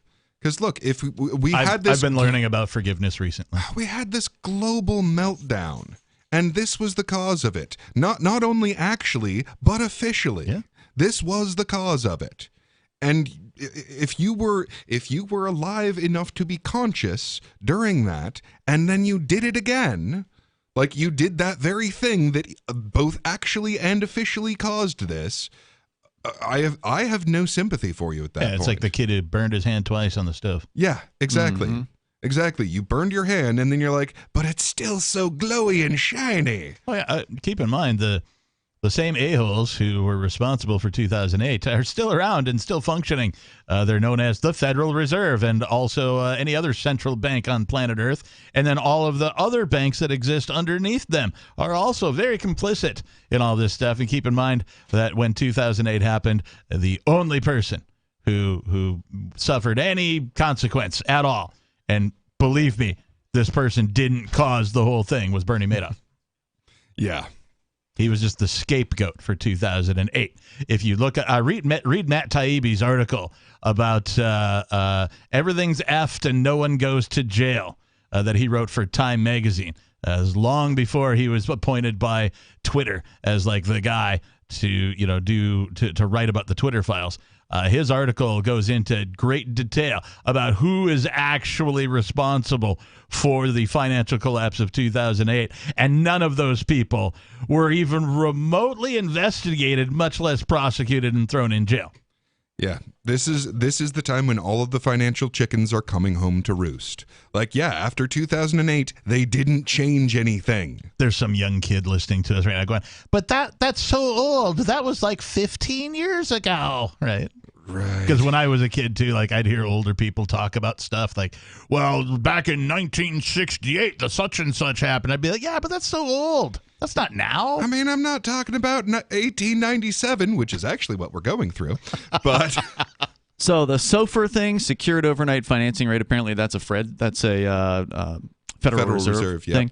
And I've got the graph of it here. It looks like it's just basically tied right into whatever their current rate is of interest, because it's currently set at 5.08%. Yeah. And you can see on the chart, it's like a step up, a step up, a step up, a bunch of step ups over the last roughly 1 year. And so that's just corresponding to them raising the rate. Yeah, so I mean, basically what this is the gangland war is starting to spill onto the streets, as it were. So there's been this fight over who gets to control the money, and while the Fed has had most of the control of the U.S. dollar, Europe has had a certain amount of what they call the euro dollar, which is just not on U.S. shores, but still denominated in dollars. So they still had this tremendous amount of their own power over the financial market of the world. And that is no longer so. So, like, they have been fighting this out, and now this is just the next level of, okay, well, looks like the Fed won that battle. And the shift over to acknowledging that the American banking system gets to control things may or may not blow the entire thing up. Well, according to, at the very least, the rates, they look very similar. The LIBOR rate, according to some website out there, fedprimerate.com, is just over 5% as well. So it's, at least at the moment, pretty close. Yeah, and that's part of the thing. We don't know what will happen or when, because they are simply calculated in a different way. So things that were perfectly functional under, whatever Byzantine way they calculated overnight rates in London may no longer function if it's just set to the American rate. It's exactly the same way they do in the U.S. It's just got a useless E at the end of it. Shoppy. All right. What I had gotten that mixed up with was that the Fed Now program started on the 1st. That's the groundwork. Yeah, that is. It's as much of the CBDC as they can do without having an authorization for a CBDC from Congress. Yes, exactly. So Fed Now is a bank to bank or a interbank communication method. So instead of being able to send a ACH or a wire transfer, you, in theory, will be able soon at some point to use Fed Now. It started the 1st. Well, that doesn't mean every bank has signed on to it, right? Yeah, no, this is it JP Morgan's probably doing it, or PNC or these biggies, but I forget who it was, but it was just a few banks that this one's your local going bank to, probably not right away. Yeah, your local bank almost certainly isn't in on this. It's just a handful of them so far, but it's just that next step. And of course, when they start doing these things, they don't know how the market's going to respond, and they don't know how their own system is going to interact with what does exist. So there was a risk factor there, but nowhere near what I'm expecting at the end of this month. Which, again, it's Y2K, right? Maybe they did their planning properly, and people will be able to afford the new rate. Maybe it'll even be easier to afford the new rate. Or all of this could just tumble down like a house of cards. Just to clarify for our listeners who, might have been born after Y2K, the year 2000. Good point. The year 2000, there was this big scare amongst all of technology, whether or not the year would flip over, like an odometer on your car. When it gets to 1 million or whatever it is, it goes back to 0. Because some computers only had enough data or bits or whatever to calculate a two-digit date year instead of a 4-digit year. Right. They had to fix some stuff before that happened. Right. And a lot of people were employed. I remember the company that I worked for was a tech company, and they hired extra staff. Yeah, they had extra developers. People were pulling overtime. I was doing extra work because of it. Because the big concern was that, your programs are going to think it's 1900 when it goes from 1999 to the next 00, and that was what they had to fix. And they did. And I just want to reiterate, the way to get out of this dangerous situation is to get out of their system. And the best way to do that is with, on the one hand, gold and silver, and on the other hand, cryptocurrency. Get that Bitcoin, get that Monero, get that Dash. The only wrong amount is 0. Get out of their system, and then this kind of nonsense and poor planning won't affect you. I mean, if it affects the whole economy, it might make life a little more difficult. And it might make ours a lot easier since we have the good money. Indeed. There's more coming up here. You can join the show. The number is 603-283-6160 and bring up whatever you want on Free Talk Live. If you're looking for work, you know what I mean by elevator speech. It's the short version, saying just enough to make the listener want to listen more. Even if you're not a job seeker, effective communication skills have never been more important, with money and attention so scarce now. So to cut through the clutter, choose every single word as though it was the last word the person you're speaking to will hear. Otherwise, it might be. Instead of saying, due to the fact that, say, because. And avoid mispronunciations. Say jewelry, not jewelry, which could offend. Undoubtedly, you don't want to say undoubtedly. And whatever you do, never use a preposition to end a sentence with. Just kidding. For more tips, hit survivalspeech.com. I'm Holland Cook. From Feature Story News in New York, I'm William Denslow with the Week in Review. More than 40 leaders from across Europe convened this week to discuss the continent's stability and security at a summit in Moldova. Meeting just a few miles away from the Ukrainian border, the summit is seen as a show of European unity and a rebuke of Russian influence in the region. Alex Cadier reports from the Moldovan capital, Chisinau. Ukrainian President Zelensky was the first to arrive, reiterating his country's desire to join the EU and NATO. European Union member states are joined by 18 other non-EU European countries like the UK, Switzerland and Western Balkan countries including Kosovo and Serbia. Now, while tensions between those two countries loom over this meeting, the hope is at least to show a strong and unified European continent. US Secretary of State Antony Blinken has visited NATO's newest member. Speaking in Finland, he said strengthening Ukraine's defensive capabilities was a prerequisite for a diplomatic solution to the war. This comes as the US has pledged a further $300 million worth of arms for Ukraine. The latest round of aid brings total US security assistance to Ukraine to $37.6 billion since Russia's invasion last February. Sally Patterson reports. The US says it won't tell Ukraine where and where not to strike. That, it says, is up to President Volodymyr Zelensky. But US National Security Council spokesman John Kirby said America has been clear with Ukrainians privately and publicly that it does not support attacks inside Russia. He says President Zelensky has given assurances that the Ukrainians respect those concerns. Earlier this week, Moscow came under a drone attack, which the Kremlin blamed on Kyiv. Ukraine says it was not directly involved in the assault. US lawmakers this week passed a bill that prevents the country defaulting on its debt. The Fiscal Responsibility Act, struck by President Joe Biden and House of Representatives Speaker Kevin McCarthy, was passed by senators late on Thursday night. From Washington, Benji Heyer reports. Had this not been agreed, the government would have run out of the cash it needs to pay its bills, and the US would be sent careening towards a default, a historic first, sending shockwaves through global financial markets. Some Republicans on the right still believe the deal doesn't cap spending enough. Others, mainly Democrats on the left, are unhappy it may make it harder for those on lower incomes to receive aid. For weeks, consensus was hard to come by, and though Capitol Hill remains divided still, the majority of lawmakers backed the bill. And a US-Taiwan trade deal aimed at deepening trade and economic ties between the two countries has sparked Beijing's ire. While the deal is modest, it signals Washington's commitment to the self-governing island. From bureaus worldwide, this is FSN. You can stick it to the man and big tech. Join our FTL social mastodon at social.freetalklive.com.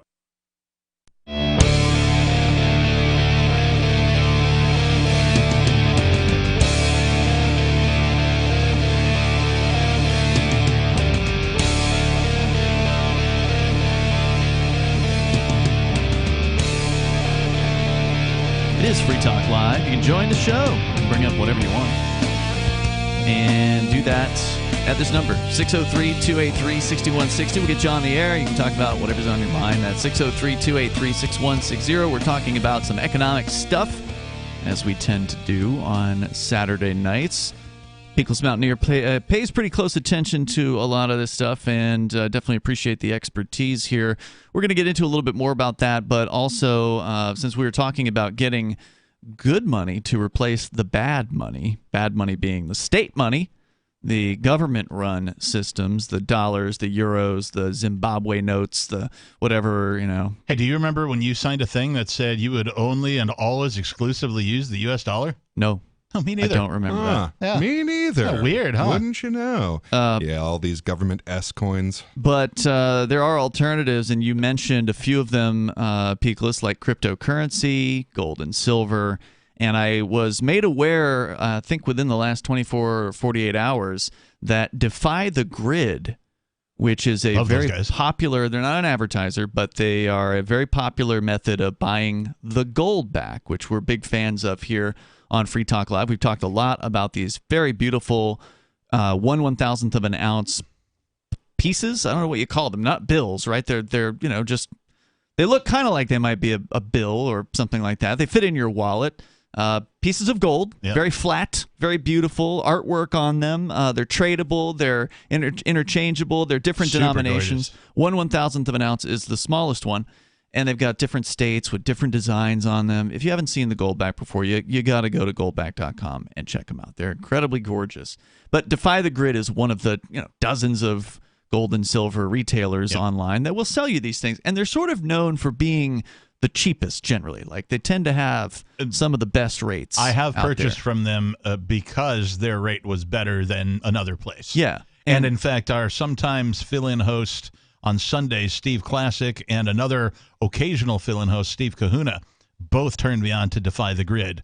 Like I was just asking around for people, and both of those guys mentioned the same place. I'm like, well, if two people that I know agree on this place, I'll go check it out. And I was You've been happy with it. I was happy because they take crypto. Well, now here's the news. They're now taking Dash. That's big news. Yeah, it is big news because to me it's like the perfect combo. I mean, I've always said that crypto and gold, or Goldback specifically, are the best combination for people that love the idea of alternative currency to the scum money like the dollar. This news actually solves a problem that I ran into with Defy the Grid.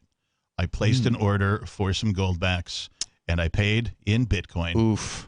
During the big mempool, the spike of the fees, just last month or whatever it was. People were waiting a week for transactions to confirm. And so Defy the Grid has this system where when you pay by Bitcoin, it gives you this sort of a timer. Yeah, it's pretty typical. And it's pretty, I think it's like a 4-hour window or something like that waits for the confirmation. Wasn't long enough though, was it? No, it wasn't long enough. And so, so like I didn't get the requisite, hey, we've received your order and it'll be processed in X. I didn't get that. I waited a day or so to, let the mempool clear out and see if anything would trigger. And nothing happened. I sent an email to their support team.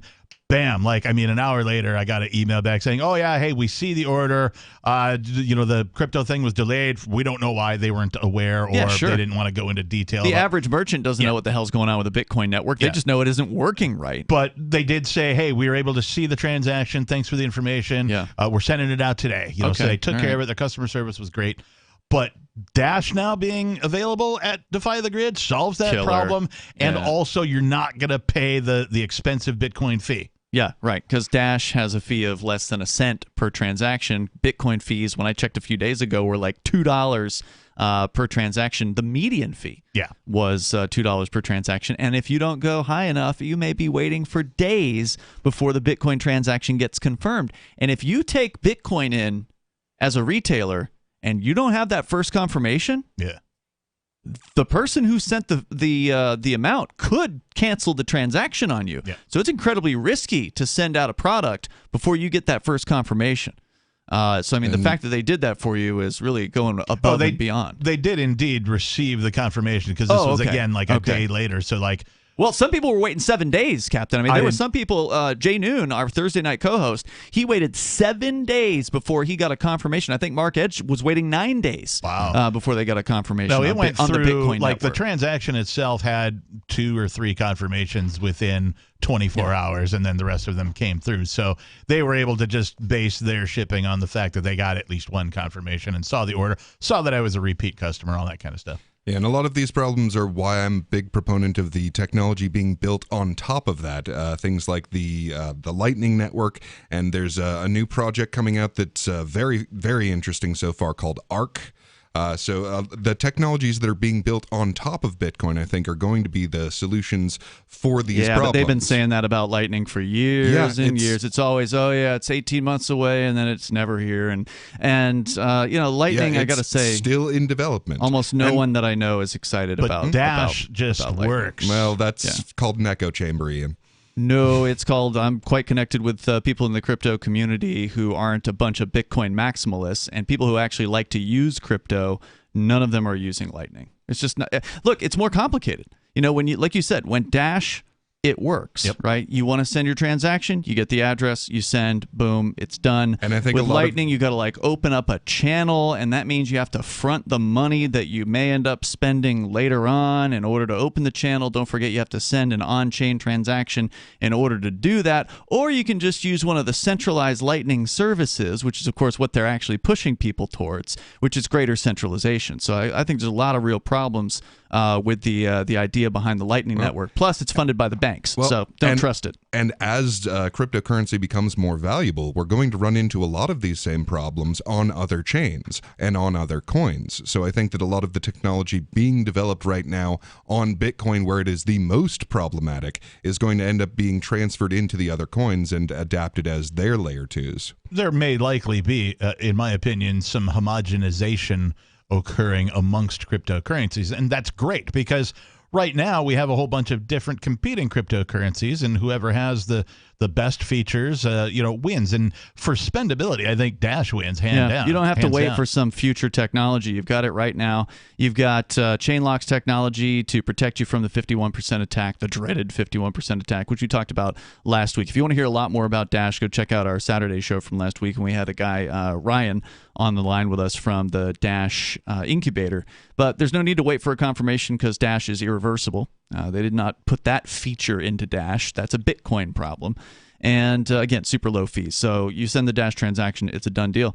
Go to dash.org to learn more about Dash. And big thanks to the Dash Decentralized Autonomous Organization for sending us 32 Dash per month to promote Dash on the air. And again, now you can buy your gold backs with Dash over at Defy the Grid, which is just a killer combo. Visit dash.org. And I got to say, I'm most excited as far as non-Bitcoin chains go with the privacy technologies that they have.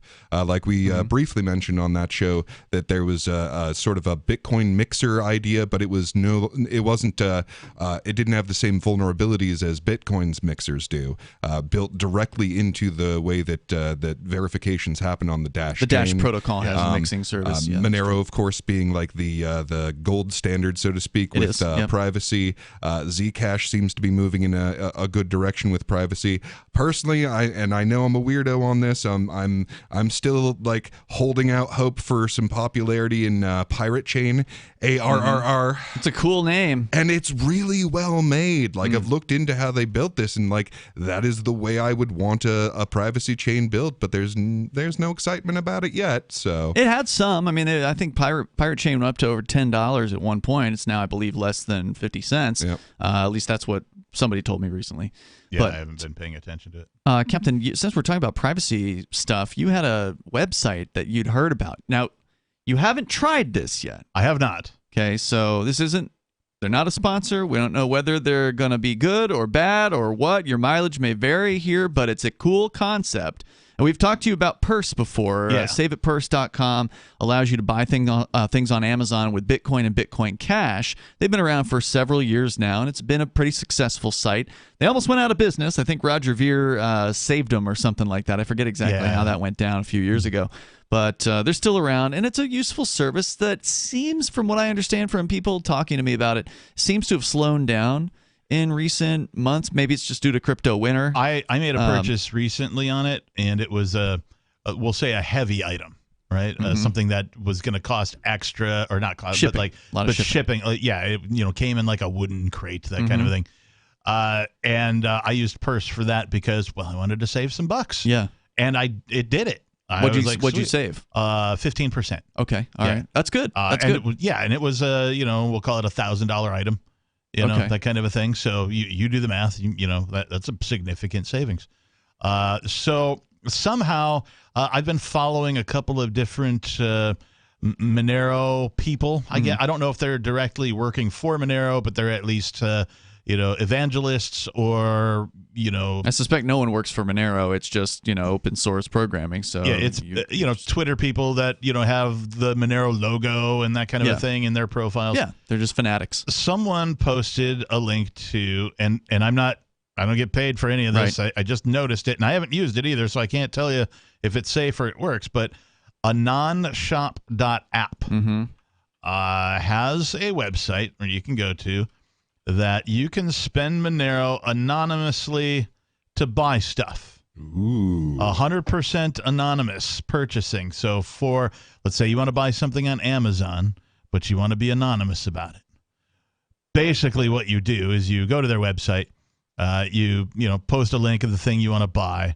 They go, okay, it's going to be this much. You send them the Monero.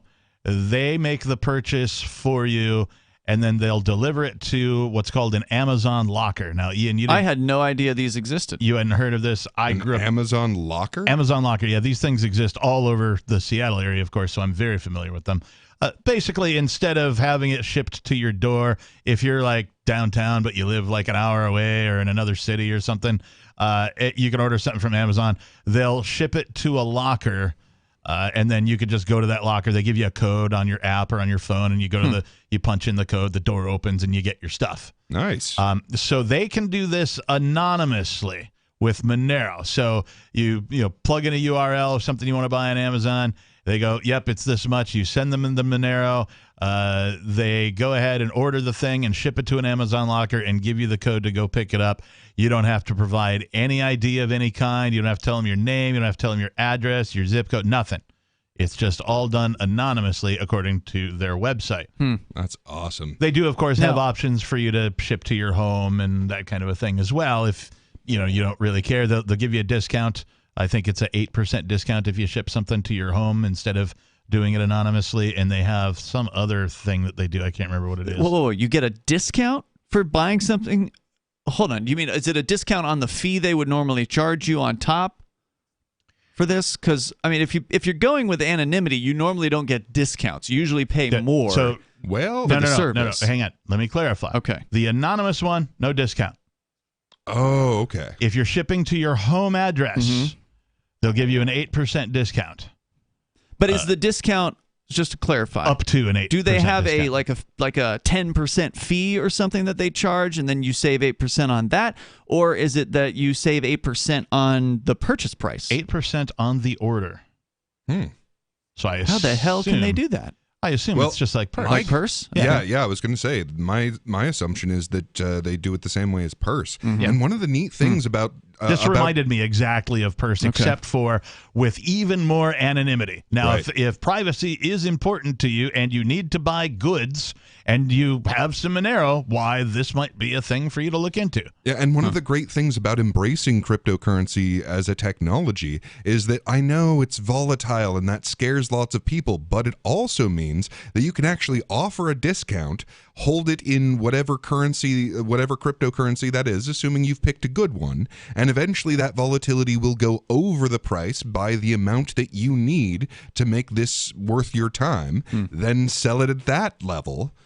And you've made yourself some money, and you've been able to save your customer some money. So their third option is a little bit sort of in between the two. So the completely anonymous one is to have it delivered to an Amazon locker, and you don't have to give a name, you don't have to give an address, you don't have to get anything, right? That's crazy. No ID, nothing like that. And you can just go get your stuff, which I think is pretty sweet. But the third thing that they do is presumably you're going to be SOL when it comes to returns, though, right? I don't know about that, because even Amazon has what they call gift shipments, right? So they ship you whatever it is. And I got one of these from Purse one time where it was like, this is, and it had a gift receipt. All Purse in it. purchases are gifts. Yeah. So I could definitely return it. And I know somebody that has received something via Purse where they had to go through the Amazon returns thing. Right. There is as a procedure. gift, and he said it was flawless. Oh, interesting. So yeah, you might. I mean, in theory, you might be able to get the best of both worlds on this because you can. I mean, the thing about these cryptocurrencies is you can prove that you have access to this wallet. Like you can just make a little signature if you're like, hey, I bought this, and they're like, well, how do I know it's you? You can just do a little signature, and that proves that you have access to this wallet that I got that payment from. Well, no, they don't even go that far. Like, Amazon ships you a thing, they give you a gift receipt, and if you got to return it for whatever reason, they're just like, okay, here's a gift card. Huh. Yeah, it's interesting. So anyway, the third thing that they do is something called package forwarding. If you want to hide your name and address from an online retailer, you can use this option. We order the item to us, and then we ship the item to you. This way, no one knows what you bought except for a non-shop. Yeah. They do charge 8% on top of your order. Seems reasonable for this service, but a reship. Basically. Yeah, it's basically. I wonder a if they're reship. in New Hampshire. I don't know. I haven't gone that far into looking at it, but I just found out about this maybe 2 days ago, and so I haven't used it. I haven't looked into it. If anybody is listening has used this, please give us a call 603-283-6160. I'd love to know that it works, that you've had success with it, all that kind of thing. Otherwise, I might just bite the bullet and try it. Buy something small and see what happens. Right. Yeah. If they're not in New Hampshire, then you're going to have to pay sales tax on a reship. That would be the only downside of that. That's a good. Well, I mean, not if nobody knows about it. No, because Amazon will charge the sales tax. So if if it's shipped to your if it's shipping somewhere outside of New Hampshire where there's a sales tax, then you're going to have to pay for that. So that would be an extra fee in that case. Just keep it in mind. I'm just glad to see this kind of development in privacy. Yeah, that's great. Just like you were talking about, I believe it was you and Chris talking about Molvad, who had the police had shown up in Sweden. Molvad showed them, we don't keep any records of anyone, right? And the police left. And as far as I know, Molvad's the only way that I know of that you can set up a completely anonymous VPN. Now, this is what excites me. This is a Swedish VPN. Yeah. This is what excites me, not necessarily about this particular website, anonshop.com, but about this type of thing. Was it .com? No, .app. Okay. Sorry. Be careful out there, because if you get the wrong URL, you might end up on a scam site. Anonshop.app. And again, APP. you haven't used this. We haven't used this. Misspoke. We have no idea. Anonshop.app might be the scam site. Yeah, we have no idea. They may take your take your Monero and run. So I have no idea. But hey, the fact that they're even scamming by appealing to our desire for privacy is kind of cool. What I love about things like this, particularly from a privacy perspective, but also from just a cryptocurrency perspective and it being real money, you and I have talked about this, Peakless, but cryptocurrency keeps finding a way. It keeps finding a way to bridge between all of the things that people want and they want to do and they want to get done, all the products and services. In the same way, the internet sort of came and gobbled up all of the businesses, right? I'm looking at you, newspapers. I'm thinking of you, Craigslist. Right. In the same way that Craigslist ate newspapers, cryptocurrency will eat state money and is continuing to do so. And when it finds ways like this to provide people with what they want, the market finds a way, the market will win. Cryptocurrency is doing things that state-based money, i.e. the U.S. dollar, can never do. State-based money can't do stuff like this. Yeah. So one of the things that I think is extremely exciting right now, so this whole, I mean, it is admittedly a little scary, but the whole AI thing that's getting developed is a potential for an extraordinary increase in just general productivity, right? So like if you think like, imagine that it's been like raining, right? But it's just been like a little drizzle. So like you go out there with your colander, you can collect some rainwater, not very much, but there's enough that sticks to the side. You come back in and pour out a few drops. You go out, you collect a little bit on it and you pour it out. Now, if, on the other hand, you have a bucket, you can collect more, but not a huge amount more because it's just a drizzle. Now, with AI and that sort of increase of productivity, we're talking about moving to a monsoon here. So the fact that you're using a colander because you're using fiat currency, it's got a bunch of holes in it, there's this productivity that leaks off to the government, means that you will be at such a severe disadvantage to the guy who walks out with a bucket like your cryptocurrency and your gold. Nice analogy. Right. That just steps out, gets a bucket load of this, and they've got this huge amount more wealth than you did because you were using a currency that had holes in it. You want to see the value of cryptocurrencies moon, right? Like so many crypto bros, you know, oh, I'm going to Lambo and like to the moon and all that kind of stuff. The way that that's going to happen, in my opinion, is when AI adopts cryptocurrency. Because AIs are going to have to talk to each other, and AIs are going to have to deal with each other. And by deal, I mean transact. I mean negotiate and make contracts or smart contracts and these types of things. And what currency do you think AI is going to use? Do you think it's going to use the USD? Do you think it's going to use central bank digital currencies known as CBDCs? Do those offer less friction? No, they offer far more friction, more bureaucracy, more hoops. An AI is not a person, so it can't sign up for a bank account. But an AI can own a crypto wallet. Sure can. And it can transact with other AIs via cryptocurrency quickly. The question is, has this happened yet? Well, we don't know. Right. Tough to tell. It may have. It may have. I think we're I know. to the point where it could have already happened. Yeah, and one of the big things that's happening right now is like, okay, so there's only so much access to this technology that exists, but that amount is growing and spreading. Like people are getting greater and greater access to AI technology.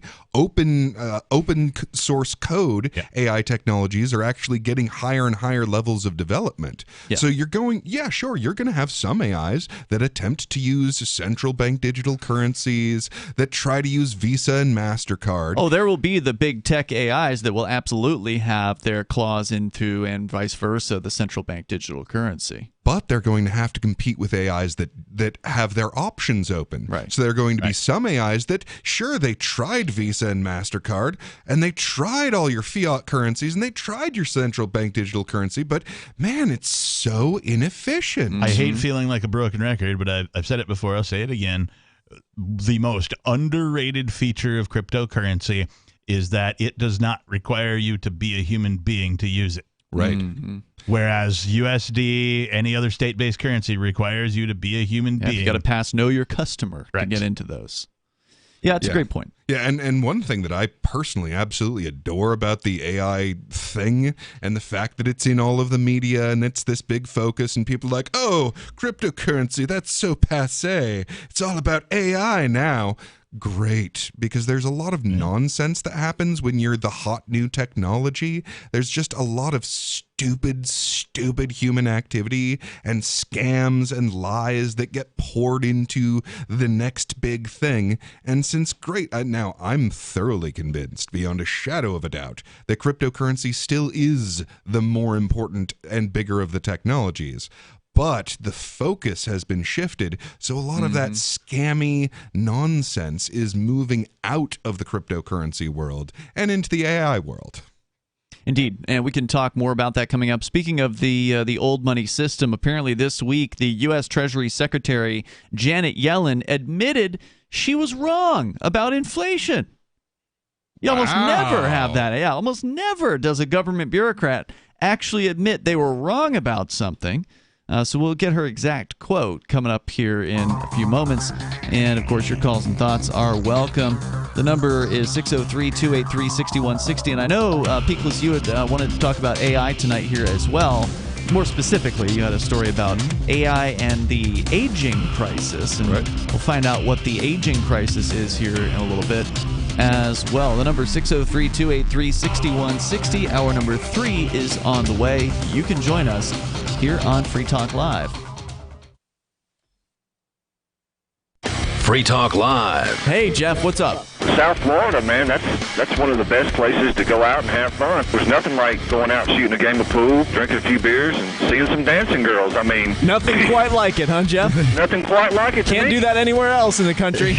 Only in Florida, Tampa, and Miami. Well, in most other places in the country, you can't do it all in the same building. Let me tell you something. South Florida, man, it's especially down in Miami. I mean, that's party station down there, guys. A lot of people don't even go out till around 11 o'clock or midnight. Lulu's Bar and Grill, they were selling these T-shirts. It said, "I lost my pants at Lulu's Bar last night." Lulu's? Yeah, sounds Lulu's. a little fruity. No, this is a nice place down in downtown Fort Lauderdale. But anyways. It must be a nice place with shirts that say, "I lost my pants at Lulu's." Come on in. Leave your pants behind. Free Talk Live, 7 nights a week from 7 to 10 Eastern, live on the Liberty Radio Network at LRN.FM. Have you had enough of the big-name web hosting services that are long on promises but short on bleeding-edge features, uptime, and customer service? Try Agorist Hosting, the agile web host that offers full concierge service from website redesign, full e-commerce solutions, custom apps for your Shopify store, IPFS integration, and more. Agorist Hosting is ready to take your web presence into the future. To get started, head over to agoristhosting.com. Tired of cancel culture? Sick of mega tech corporations holding an axe over your head? Join the LRN.FM Matrix chat server. It's self-hosted, so no one else can tell us what to do or say. Don't like the existing channels? You can make your own. You can even connect into some of our channels from other Matrix servers. It's federated. For the full LRN.FM Matrix experience, though, you should join our server via the step-by-step instructions at chat.lrn.fm. Chat.lrn.fm. You're listening to the live edition of Free Talk Live. Hour number 3 is next after the news here on the Liberty Radio Network at LRN.FM. From Feature Story News in New York, I'm William Denslow with the Weekend Review. More than 40 leaders from across Europe convened this week to discuss the continent's stability and security at a summit in Moldova. Meeting just a few miles away from the Ukrainian border, the summit is seen as a show of European unity and a rebuke of Russian influence in the region. Alex Cadier reports from the Moldovan capital, Chisinau. Ukrainian President Zelensky was the first to arrive, reiterating his country's desire to join the EU and NATO. European Union member states are joined by 18 other non-EU European countries like the UK, Switzerland and Western Balkan countries including Kosovo and Serbia. Now, while tensions between those two countries loom over this meeting, the hope is at least to show a strong and unified European continent. US Secretary of State Antony Blinken has visited NATO's newest member. Speaking in Finland, he said strengthening Ukraine's defensive capabilities was a prerequisite for a diplomatic solution to the war. This comes as the US has pledged a further $300 million worth of arms for Ukraine. The latest round of aid brings total US security assistance to Ukraine to $37.6 billion since Russia's invasion last February. Sally Patterson reports.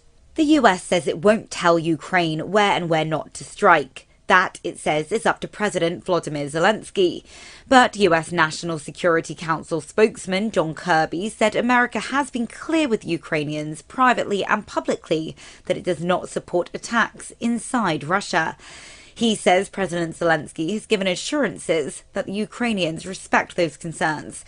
Earlier this week, Moscow came under a drone attack, which the Kremlin blamed on Kyiv. Ukraine says it was not directly involved in the assault. US lawmakers this week passed a bill that prevents the country defaulting on its debt. The Fiscal Responsibility Act, struck by President Joe Biden and House of Representatives Speaker Kevin McCarthy, was passed by senators late on Thursday night. From Washington, Benji Heyer reports. Had this not been agreed, the government would have run out of the cash it needs to pay its bills, and the US would be sent careening towards a default, a historic first, sending shockwaves through global financial markets. Some Republicans on the right still believe the deal doesn't cap spending enough.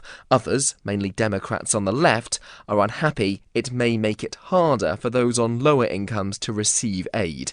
For weeks, consensus was hard to come by, and though Capitol Hill remains divided still, the majority of lawmakers backed the bill. And a US-Taiwan trade deal aimed at deepening trade and economic ties between the two countries has sparked Beijing's ire.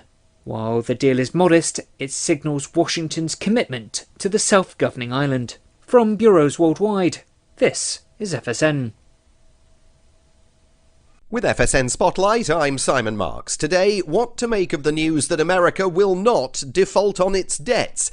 The country's date with economic catastrophe has been averted as a result of a political deal forged at the 11th hour between President Joe Biden and his Republican opponents. David Smith is Washington correspondent for Britain's Guardian newspaper. It has happened before, most notably about a decade ago when there was a similar standoff and a threat of default. And in fact, one of the credit agencies lowered America's credit rating because of doubts over whether it would pay its bills. This time, in what's a very divided, politically polarized era, Republicans were not just going to lift this debt limit without making some demands to curb spending and impose various conservative priorities. Republicans did get some of what they wanted. In terms of the forthcoming budget, spending is pretty much frozen for the next year, apart from defense. But Joe Biden also managed to protect a lot of his priorities around climate and other things. Perhaps it was inevitable in the end. Even they realized a default would be too catastrophic to contemplate. And indeed, default would have resulted in economic contagion all over the world. The compromise, though, only gets the country to 2025. You can expect to hear a lot more about America's debt ceiling in 2 years' time. With FSN Spotlight, I'm Simon Marks. FSN is an independent source of news for TV, radio and digital networks worldwide. You can find more of our minute-by-minute updates on Twitter. Follow us there at Feature Story. And we have a wealth of audio and video stories from our global news bureaus on Facebook. You can find us there by following Feature Story News. Stay tuned for further updates right here. But for now, that's the latest Feature Story News. William Denzler. U.S. officials assure Hong Kong that their protest is just one of many issues the White House is staying silent on, and an old guy at a hostel is down to party. This is the Onion Week in Review. Stunned officials from the Marine Conservation Institute announced this week that the past half-century of climate change and habitat loss somehow hasn't managed to take down the parrotfish. Biologists stress that despite destructive chemical runoff, rising ocean temperatures, and overfishing, the persistent little shits were somehow plugging right along like nothing had even happened. You look at the oil spills, greenhouse gases, and God knows what else we're throwing at them, and you think, yeah, those subtropical should have been wiped out decades ago. But nope, these sons of bitches are still around and doing better than ever. In other news, a grasshopper is dismembered by a future Supreme Court justice. A man having a great time will soon have to apologize to everyone. And Rand Paul pretends to be asleep so his dad will carry him in from the car. This is the Onion News Network. Don't miss a moment of Free Talk Live. Get our archives daily via our podcast at feeds.freetalklive.com.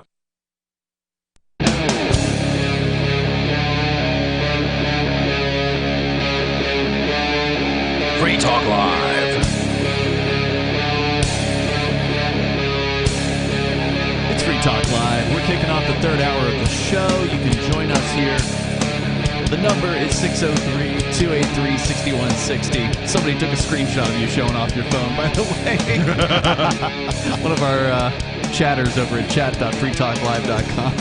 It looks worse than it is, I promise. Peakless is like, just for those that weren't watching, he's got a... He was digging through the desk in here, and he pulled out one of those like legal paper clip things, binder whatever you clip. call them, binder clip. Yeah, and he's using that to looks like hold his phone together. It's working fabulously. It's actually to cover the front-facing camera. Okay, now, so it's a privacy feature. Now, I realize I'm an old man, but once upon a time, we had these things called lens caps. Yes, and yes. lens caps would make it so that your camera could not be a camera some of the time. Right. Okay, all right. But clearly, there wasn't much market desire for that, so they never built them into the phones. Yeah, microphones used to have on-off switches. I know, right? Yeah, they have these little adhesive things. You can do a little slidey window on it, and you can kind of slide it on and off. For your laptop? I think you could do it on your phone. Yeah, they too. probably do. Wouldn't surprise me if you could do that. But yeah, you're doing it old school. Yeah. So anyway, with you tonight, it's Ian. Peakless Mountaineer. And the Reverend Captain Kickass. Let's go to your phone calls and thoughts here. The number is 603-283-6160. Coming up, since we're talking about money stuff, you got a CBDC story, Captain, about Americans and their opinions on this new concept. Americans have opinions. About a lot of times they don't even know what they're talking about, so we'll see what this is about. Doesn't keep them from opining. Regarding the CBDC, the central bank digital currency. But Major Payne is on the line right now in Michigan. Go ahead, Major. Yeah, I got a real simple fix for your computer camera. You Okay. know where they're at? They're right in the center on the top. Mm-hmm. All you got to do is take like a nickel or a quarter and it's spinning on a piece of tape. You can flip it down and flip it up. Ah, nice. Yeah, it probably isn't going to work that well with a cell phone. I think Peakless's solution No, probably is not better. with a cell phone. It would have to be something stationary. For the computer, Major, like I think for like $3, you can get one of these self-adhesive camera. It's like a lens cap, but They it's give for them your away laptop. at some places. A lot of tech companies will give them away. Right. You can find them, and it just slides to the left and to the right. They're kind of chintzy, but they are very chintzy. I've never had one that stayed adhesed to anything. I bought a 5-pack. I've used one, so I've got 4 to spare. Ooh. Not bad. Should I need them I'm just trying again? to think outside the box. All right, you know. Major. That's not why you were calling, though. No, that's not why I was calling. You guys were talking about taxes and property and whatnot, and I'm thinking about the degradation of the cities and whatnot. Mm. And the mayor of Detroit has an interesting concept. It hasn't come to fruition, but it's at least in the stew pot. And what he's thinking about doing is all the vacant lots, and I don't know if the abandoned properties are going to be pulled in with this or not, but he's going to raise the taxes on all those and lower the taxes on the people that are still maintaining their houses in the city. So it's basically, I mean, if you want to hold on to that piece of land because you're planning on taking over the whole damn residential neighborhood at some point, which is what these big companies do, you know, then you're going to have to pay to keep that piece of dirt. Yeah, so I mean, taxation is theft, regardless of how it's applied. Well, it is, but he's trying to save the city at the same time. Taxation is theft, but corporations are unnatural non-entities, so, Like, I feel bad for Detroit, where I think you could still buy a house for the price of a VCR, and the fact that most people don't know what VCRs are these days should tell you something about that It probably doesn't price. have any copper tubing in it or anything like that. It's been stripped of whatever was of value. But the way I look at Detroit is, I mean, it basically is cancer. And it has spread through not just Detroit, but it's moving south down in that whole to the Rust Belt. Yeah, that whole area between Detroit and like all the way down to like Toledo, Ohio, it has become like it's like the cancer grew. Like it started in Detroit, and over time it has just progressed and progressed. And no chemotherapy has helped, and no treatments are really possible at this point. I think it's gotten so out of hand that there is no viable solution other than the government to get out of the way and let the market decide what happens. Well, all of the big towns in southern Michigan have gone bad. I mean, Muskegon, there's a water park there. I wouldn't take my kids there for love nor money. If you paid me, I wouldn't take my kids there. What about Grand Rapids? Grand Rapids has gotten real bad, too. There's a place, Michigan Avenue, US 12. There used to be an Indian trail that connected Fort Detroit with Chicago. Okay, that's now Michigan Ave. But right between dead center, there's a little town called Battle Creek. It's been called Battle Crack for 20 years now. Battle Crack. Have they changed the street signs? That's hilarious. It's right, a reference to the war on drugs. It's dead center between Detroit and Chicago, so it's a perfect place to station up the we used the to be on in Battle Creek, stop, as it were, from the old days, a long time ago. Oh, not even that long ago. You know what? I want to talk about this idea though before we move on about essentially punishing people who have undeveloped land in Detroit. And basically, what's going to happen here is it's going to be a rush to the exits. And this isn't. It sounds like it's going to affect not just big corporations, but a small individual. If your grandma, whatever, left you some property in Detroit and it was never built on, you've just been holding on to it in the hopes that, I don't know, maybe the city will come back someday and it'll be worth something. Now you're going to be incentivized to sell to maybe one of these big corporations or whatever. So it actually may end up putting a lot more small property in the hands of the big companies who have big plans. You're going to punish the little guy, and if it gets to the point where you can't easily sell it because it's so punishing. Like, I don't know how bad they're going to hit people. Like, if it's so punishing to hold on to a piece of undeveloped property, then it may be hard to find someone who wants to buy it, right? So if you put something on the market, you're like, all right, well, they're charging me too much money. I'm out. I can't afford the property taxes on this undeveloped land. I'm out. I'm selling. And no one buys it, and it's like 6 months later, a year later, now you've had to pay the property tax bill again. You're like, crap, this sucks.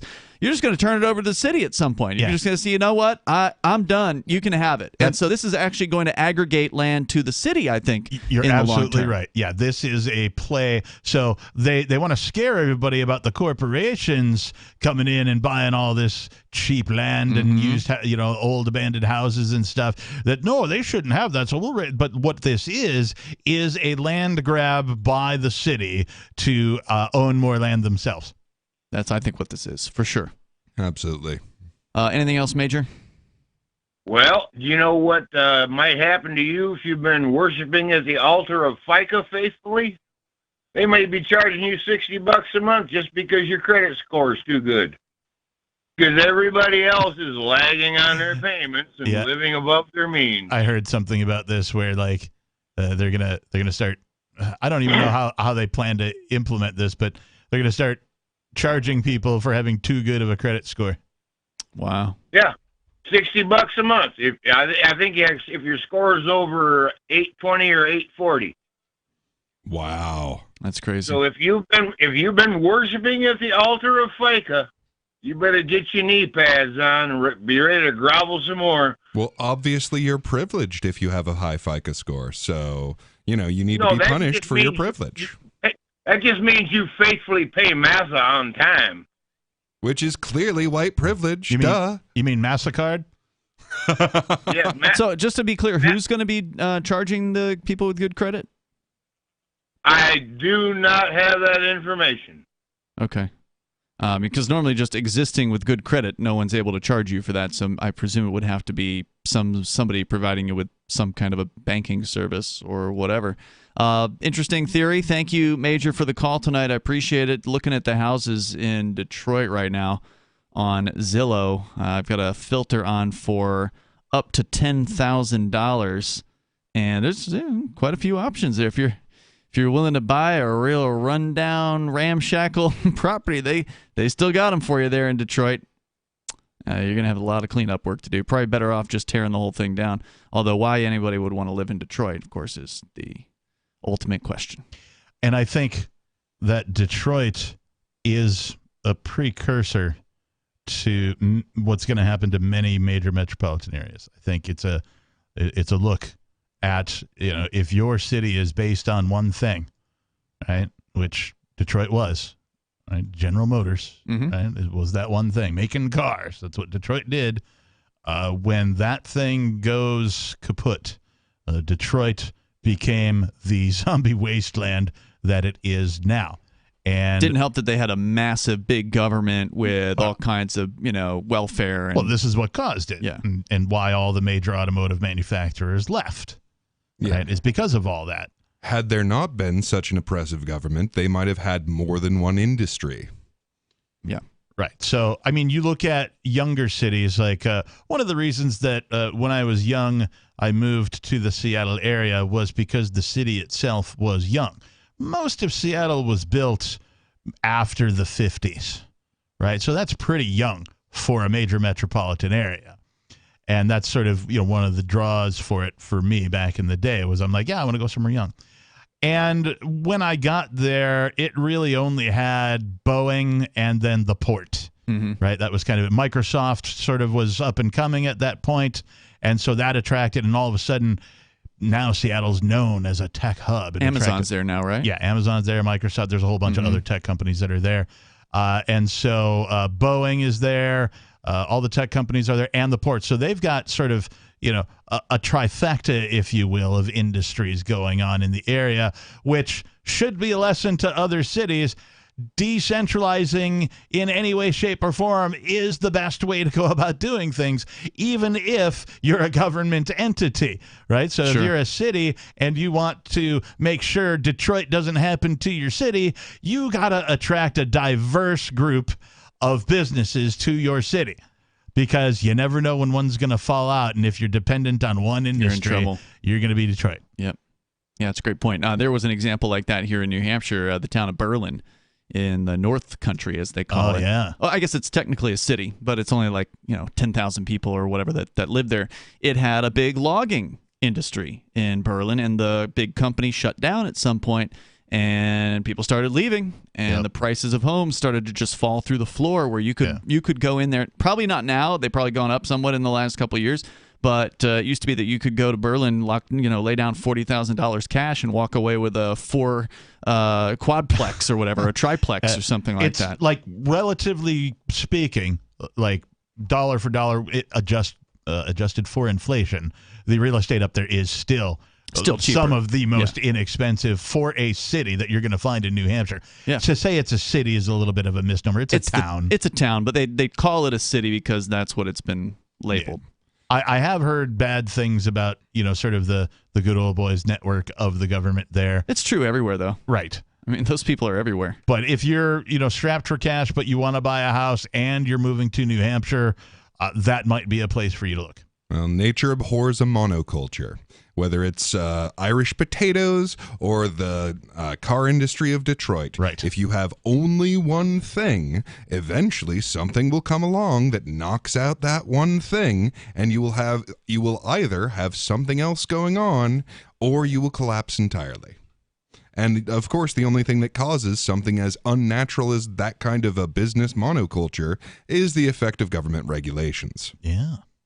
Yeah, I'm looking at it right now, Captain. This is definitely not... I mean, the real estate market is having a tough time, as I understand it. There's not a lot of options out there. I was talking with Mark Warden about it from Porcupine Real Estate just a couple of days ago. He was at Jay and Challen's trial. Yeah. And I said, how are things going? He says it's slow. He says the whole industry is slow. There's not a lot of inventory on the market. And even in Berlin, it ain't like it was just several years ago, where if you filtered for less than $100,000 in Berlin, you'd have a ton of options. You'd have the whole town, yeah. Right now, 4.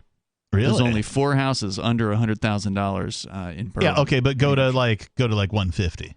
Yeah, I'll give you a few more, but I'm just saying it used to be crazy options. You got to figure that here in New Hampshire, I would say prices have gone up. That's true. Since 2019, I would say double whatever the 2019 price is for the value today. So if you were trying to buy a house in New Hampshire for $100,000, that house now would be $200,000. Well, yeah, people have been flooding out of the cities, especially since they decentralized a lot of the work.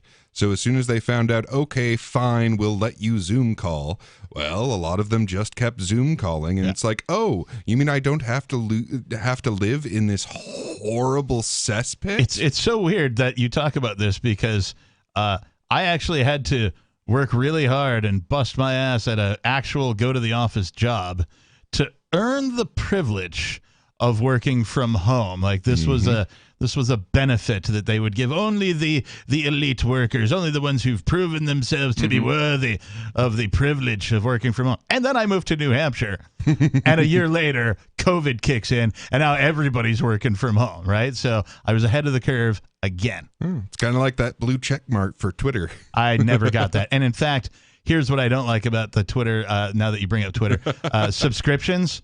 Like there's this guy, Zuby. Yeah. Right? Yep. Sure, you get. Yeah, anyway, I can't read any of his stuff now because every time he posts something, it says you must subscribe to see this post. Sorry, Zuby, I ain't reading your crap. I ain't subscribing. You ain't that great, right? You're not worth subscribing to. Nobody I actually felt the same way about him recently. Was like, okay, the last 2 or 3 times I've seen a post from him, it's been locked out to subscribers only, and my thought was, I'm gonna just probably unfollow him at some point, because now you're just taking up space. I'm actually going to let the algorithm take care of it, because if I don't click on stuff and say that I like that guy and like his post, the algorithm's going to be like, oh, I'm not going to serve him up any of that guy. $200,000. If you put that limit on Zillow and Berlin, New Hampshire, it's only 16 responses. So it's still not a whole lot. The town's not that big. I mean, I would be surprised to see more than 30 on the market. Yeah, maybe. I'm just remembering the good old days, Captain, where you could literally, get a 4-unit. I considered buying $30,000. like several properties for the price of the one property that I bought. Yeah, you just have to live up there. Yeah. Honestly, if you're considering buying property, I would wait a while because could be crashing, right? Yeah, what it looks like is that the crash has started. Like we've had the blow off top, and now things are just headed down, down, down, and they probably will be until there is the fabled Fed pivot. Because right now the interest rate that you pay for getting a mortgage is insane. So almost no one wants to do it. People don't want to buy with the mortgage rates. And actually right now, looking at these houses, there's several of them that are over 100 days on Zillow. Yeah. Yeah. So now, mind you, this one's not going to be like 2008. Like first the commercial properties are going to drop. That's going to be the big one.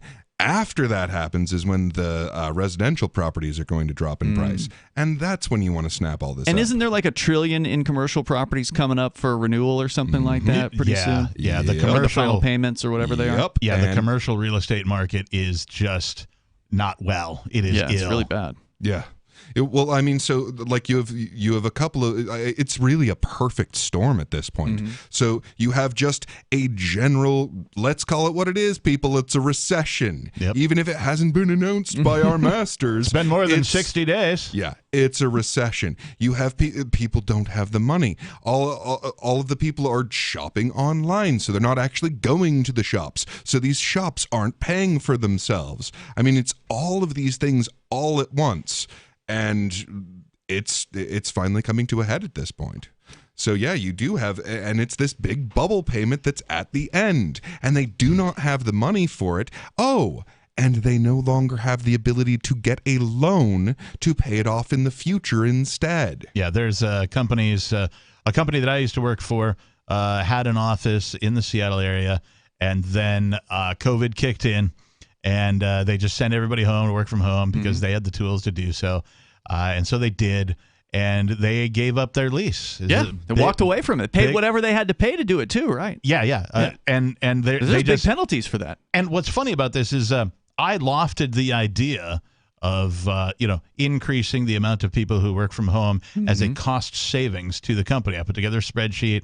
I went and talked to accounting, had them run some numbers for me, and put together like a little proposal for some of the executives or whatever, and said, hey, if you do this, you can actually save money on your employee costs, and so this will actually pay for itself. And the response that I got was, oh no, we're definitely a come to the office and work at the office type of this company. This was pre-COVID that you made this. Even pre-COVID. Even though they had people working remotely already, but these were the privileged people. And so I was like, oh, okay, if that's the stance you're going to take, I'm just going to bust my ass and I'll earn the privilege. That's fine. And you did. And I did. And so like I'm happy about that, but also I'm unhappy about it because like I was right. It is a cost savings. And so now, now the response that I get from people at that company is, oh, yeah, well, the company just realized that it could save a bunch of money if it didn't have this big-ass office. Sure, the company realized the thing that I told you. Yeah, and they didn't have to buy, like, because they'd provide, like, free coffee and snacks and stuff like that. They didn't have to have a refrigerator, a freezer. They didn't have to have the water guy come in with the bottles of water and all that stuff. They didn't have to provide the electric bathrooms, the electric bill alone, right? All of the hardware, the infrastructure, the maintenance of an office, cleaning. You remember the toilet paper crunch that we had during COVID? Oh, yeah. The reason for that was because of the amount of toilet paper that people were using at work, which is, of course, a different kind and a lower grade of toilet paper. But you are still needing the same amount of toilet paper, and now it's not getting produced. Right. And like, so just little things like that you wouldn't even necessarily think were a major expense, but man, it adds up. Yeah, so all of the shops, they're not paying for themselves. All of the places where we put all of our workers together, well, turns out that was a complete waste of money. Yeah, so you factor that into the fact that these commercial entities are giving up their leases. They're saying, walking away. I remember they gave an example during COVID of, I think it was the website Pinterest, which I guess some people use. But they had like a huge building they were planning to move into. They'd locked in the contract, and they paid like a couple $1 million in cancellation fees to get out of that deal, because they would rather have done that than get into this next 5-year lease or whatever they were going to get into at $98 million or something like that. They just said, you know what, we don't need this anymore. And so you have a situation where that's happening all over the place. We talked about how a lot of these commercial properties are, in some cases half empty or whatever. I don't know what the actual statistic is, but it's pretty significant. Yeah. And and the problem is there's not like a line of people knocking on the door to say, hey, if you lower the rates, we'll take this business, we'll put our business in here. Right. Because how can you get a loan to start a new business at this point? Right. Yeah. So you've got like you said, the perfect storm. Oh, yeah. And, in case this wasn't enough, we have suddenly taken the ceiling off of the money printing. So maybe there'll be an infinite money printing. Oh, and of course, Janet Yellen says, it's time to refill the Treasury's general account. So that means you need a lot of us to buy a bunch of treasuries. So you're going to be printing a bunch of treasuries up, are you? So yeah, we're talking like crazy collapses that are possible in the very, very near future. Like, we might not even make it to the end of the month before a complete financial meltdown because of the amount of treasuries that we're going to have to print up in order for Janet Yellen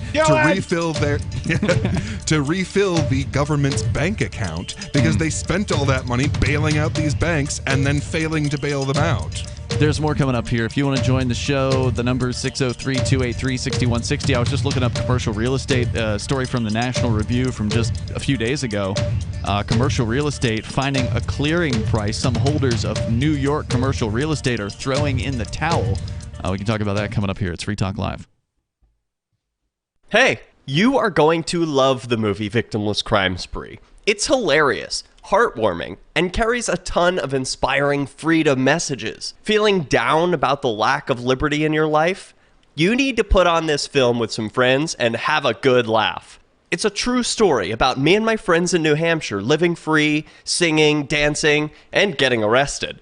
Of course, it's all on video, and the bad guys, the cops, judges, bailiffs, and sheriffs, they all play their part like it's out of a movie or something. You would think we scripted the whole thing, but it's real life. Go ahead and have a watch, and if it's been a while, have another look. I guarantee you'll notice things now that you didn't notice before. And the best part is that you're going to walk away feeling a renewed sense of your own power. You are the master of your destiny, and you will be free in your lifetime. Victimless Crime Spree. From Feature Story News in New York, I'm William Denslow with the Week in Review. More than 40 leaders from across Europe convened this week to discuss the continent's stability and security at a summit in Moldova. Meeting just a few miles away from the Ukrainian border, the summit is seen as a show of European unity and a rebuke of Russian influence in the region. Alex Cadier reports from the Moldovan capital, Chisinau. Ukrainian President Zelensky was the first to arrive, reiterating his country's desire to join the EU and NATO. European Union member states are joined by 18 other non-EU European countries like the UK, Switzerland and Western Balkan countries including Kosovo and Serbia. Now, while tensions between those two countries loom over this meeting, the hope is at least to show a strong and unified European continent. US Secretary of State Antony Blinken has visited NATO's newest member. Speaking in Finland, he said strengthening Ukraine's defensive capabilities was a prerequisite for a diplomatic solution to the war. This comes as the US has pledged a further $300 million worth of arms for Ukraine. The latest round of aid brings total US security assistance to Ukraine to $37.6 billion since Russia's invasion last February. Sally Patterson reports. The US says it won't tell Ukraine where and where not to strike. That, it says, is up to President Volodymyr Zelensky. But US National Security Council spokesman John Kirby said America has been clear with Ukrainians privately and publicly that it does not support attacks inside Russia. He says President Zelensky has given assurances that the Ukrainians respect those concerns. Earlier this week, Moscow came under a drone attack, which the Kremlin blamed on Kyiv.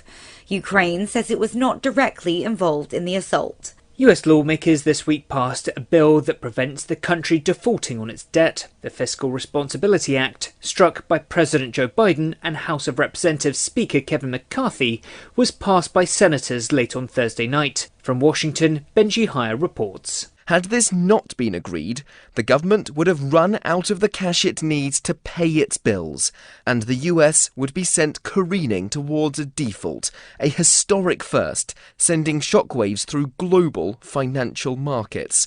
Some Republicans on the right still believe the deal doesn't cap spending enough. Others, mainly Democrats on the left, are unhappy it may make it harder for those on lower incomes to receive aid. For weeks, consensus was hard to come by, and though Capitol Hill remains divided still, the majority of lawmakers backed the bill. And a US-Taiwan trade deal aimed at deepening trade and economic ties between the two countries has sparked Beijing's ire. While the deal is modest, it signals Washington's commitment to the self-governing island. From bureaus worldwide, this is FSN. We're still not sure why you'd want to watch, but our video feed is streaming nightly for free at cam.freetalklive.com.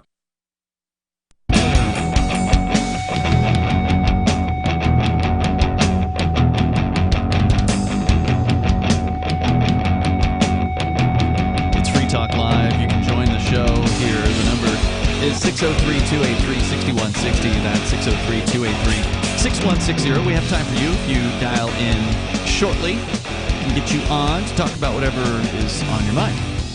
With you in the studio tonight, it's Ian. Beakless Mountaineer. And the Reverend Captain Kickass. And we were just telling you about some real estate here in New Hampshire, just talking about commercial real estate in general. And if you are looking to make the move here to New Hampshire as part of the Free State Project, if you're a libertarian or a voluntarist or liberty-loving anarchist, then you ought to be talking to Mark Warden over at Porcupine Real Estate and his staff, because they really know the lay of the land here. These are part of these people are part of the community. These are, I believe, almost all, if not all, Free Staters who are working for Mark over there at Porcupine Real Estate. They're doing some webinars on various different freedom-related topics like gun freedom, medical freedom, political freedom victories. They're also going to tell you about best practices for moving to the Free State and finding housing. These are very helpful webinars, and they're free to attend. All you have to do is register over at move.freetalklive.com. That will take you over to the Porcupine Real Estate website. Once again, that's move.freetalklive.com. You can sign up there. You can also watch their previous presentations on their YouTube channel, which is called Porcupine Real Estate. So if you're interested in making the move up here to join the freedom migration to New Hampshire, then you definitely got to be talking to the guys over at Porcupine Real Estate. Love those guys. Once again, that's move.freetalklive.com to get signed up. Let's talk to Tony. He's listening in Chattanooga to WGOW. Go ahead, Tony. Hey there, good night. I was listening to your buddy last night on the show. Mm-hmm. He was talking about using weed and everything. I want to tell you, as a marijuana aficionado for 40 years now. Nice. My usage has changed. Okay. When I was young, yes, I smoked to get high. In these days, the older I get, I'll be 60 years old soon, and I smoke now for pain relief. Mm-hmm. Is this Willie Nelson? So, no. Willie's like 80-something, I think. I wish I had his money. Yeah. But I no, wish I had his weed. He has money again? I thought the IRS took it all. Oh, of course, they always do. All right. But yeah, I was just wanting to throw in there that older people are smoking now for pain relief. Now, are you still smoking, or are you trying the edibles or the vaporizer? Oh no, I've moved. I've had no choice but to move to vape. Mm-hmm. The Delta 8, Delta 10, yeah, which is legal down here. I'm not certain about New Hampshire. Right. Yes, I believe it is. And to me, I guess I'm getting it from the wrong place, but the Delta 8 and the Delta 10 is stronger than the so-called loud that I'm used to. Mm-hmm. So I'm thinking that I'm getting immune to the true marijuana strain and the is loud like the slang for the high-end cannabis in Tennessee? Yes. Okay. Yes, got it. It is in the South down here. That's It's what so they funny. call it. They got different terms everywhere. You got loud. Need a dime bag of the loud. The loud, yeah. yeah, exactly. Up here they call it headies. Headies? In New England. And where I was from, it was called, in Florida, it was called the Chronic. Right? Yeah, the Chronic. Oh, yeah. Now look, West I grew Coast up Chronic. in Atlanta in the 80s. Okay, so the best thing back then was the Sensimilio, of course. But you don't find that anymore. Back when unless most I'm of it the only had one seeds in getting it. Sorry, go ahead. Right. So this stuff that's out nowadays, they're saying is better than all that from back then, and I disagree with it because the concentrated liquid that they're putting in the vape cartridges now, the Delta 8 and the Delta 10, on the first puff you can feel the difference. All right. This regular marijuana that I got just yesterday, day before yesterday, I can't get high on it. Damn. And then I go back to my vape pen, and the pain relief just goes away. Oof. All right. The pain goes away, not the pain relief goes away. Just to clarify, you're saying the pain goes away? Yeah. Oh, okay. The pain goes away. See what this is going to do to your brain? Come on. Yeah. I thought you were like developing a tolerance to this as well, and it's like, oh man, what do you do then? Oh no, and it's kind of scary because they talk about the lead and the nickel that's in the vape. It's just destroying people's lungs, from what I've heard now. From what I understand, part of that is you get what you pay for. The cheaper vapes they will fall apart a lot easier, so they are more likely to deposit those heavy metals. But I mean, it's kind of new. It's new for that to be a commonplace technology, so it's a little dicey. Captain, you've been known to test out some of the Delta 8. You've had some of the drinks, for instance, right? I have, Have you done anything else besides that, or just not really. I really like the beverages, though. I actually prefer. I've moved as I've gotten older away from smoking and more to the edibles, if you will. When I was in the Seattle area, I used to get these, where it was legal and you could buy it from a store. Yeah, I could walk 3 blocks down the road and be like, oh, hey, look, it's the weed store. It was called like the Pot Shop or something original. Yeah, I'm like, well, marketing geniuses here naming this place. Anyway, I would buy, my favorite was they had these sugar-free dark chocolates, right? So as a large man, trying to shed the pounds, that was my favorite because, well, I could still, get the effects, but, without all the calories and the sugar. Especially. And don't these drinks that you've had have 0 calories? Yeah, there's a place online. I can't remember the name of it off the top of my head now. I'm order surprised from them. You get them all the time. Yeah, I order from them frequently, but perhaps it's the marijuana I thought they had affecting Delta the memory. 8 in the. Didn't they have Delta 8 in the title? Anyway.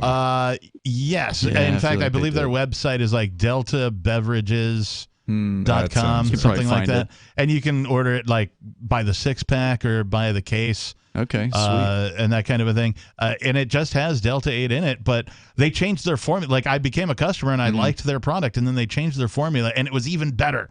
And I was like, oh, bravo, you guys. Did they ever do the Delta 10? Have you ever tried the Delta 10? I have not, no. And Tony, don't they also have like a Delta 0 or something? I'm not sure. No, I've not heard that part yet. Okay. Now, I will say the Delta 10 that I got was not from a shop. This was from, under the table. All right. And this from the stuff street lasted a long time. It was very, very effective. And but then I went to another one. I don't know if I'm allowed to say the name of it or not, the brand name, but it was as good as the Delta 10. Nice. What the guy said was Delta 10, and it didn't look a thing like Delta 8. Delta 8's clear, and this was milky. Yeah, interesting. This was you couldn't see through this stuff. Well, I'm glad that you find something that works for you. There's so many people who struggle with all sorts of things, whether it's going to sleep regularly, whether it's pain for a chronic ailment or something like that. Right. No pun intended. But like different strains of marijuana affect people differently. And so you do need to do a little bit of testing. Variety testing to find out what works for you specifically for whatever it is you're trying to do. And I'm so glad that you found something that works. Yeah, Tony, thanks for calling and sharing your story here with us tonight. I definitely appreciate hearing from you. Awesome. Thanks for being good, on sir. the radio, guys. Love y'all. Yeah, my pleasure. Thank you, Tony. The number, if you want to join us here at 603-283-6160. So some holders, according to the National Review of New York Commercial Real Estate, which is one of the hottest real estate markets as far as price is concerned, right? It's very expensive to buy things there. Appear to be throwing in the towel. The Wall Street Journal recently reported that some of New York's best-known real estate developers are unloading their least viable office buildings at deep discounts, cracking open a sales market that had all but closed in the first quarter. RXR defaulted on their $240 million loan on a 33-story office tower in Lower Manhattan. Just defaulted. Yep. The developer, which owns and manages dozens of commercial and residential properties in the New York City area, has said it will turn over ownership of the office tower at 61 Broadway to whomever buys the defaulted debt. Okay, so just from a layman's perspective, if I buy a house and I have a mortgage on it and I run into financial trouble, and for whatever reason I can no longer pay the mortgage, a series of things occurs before I actually default. Right. And so for them to have defaulted in a commercial sense, I imagine that this same type of a scenario has played out, that they have attempted to sell it, that they have attempted to do any kind of, whatever mortgage tricks and things the governments allow businesses to do to, I don't know if forbearance comes to mind for, Right. Like student loans will allow you to forbear loans or that kind of thing. So all of the legal tricks that they're allowed to do, they've already tried and have failed. They've had it on the market. No one bought it. And so now they're just like, Is that what I'm getting? Yeah. Sounds like it. Yeah, and a lot of that process is probably going through on a lot of properties right now. And one of the issues that's going on, so they just invented this thing to keep banks out of trouble, but it only applies to U.S. Treasuries. So the mortgage-backed securities, including commercial real estate mortgages, are no longer as viable as they used to be with this new facility, because it's all competing, right? They didn't used to have to compete to get people to buy treasuries. Every nation on earth used to want it. Well, not so much anymore. So they've had to make special deals like, okay, even if you default, we can just go back to this, but only if you're backed by treasuries. They're hiring like salespeople.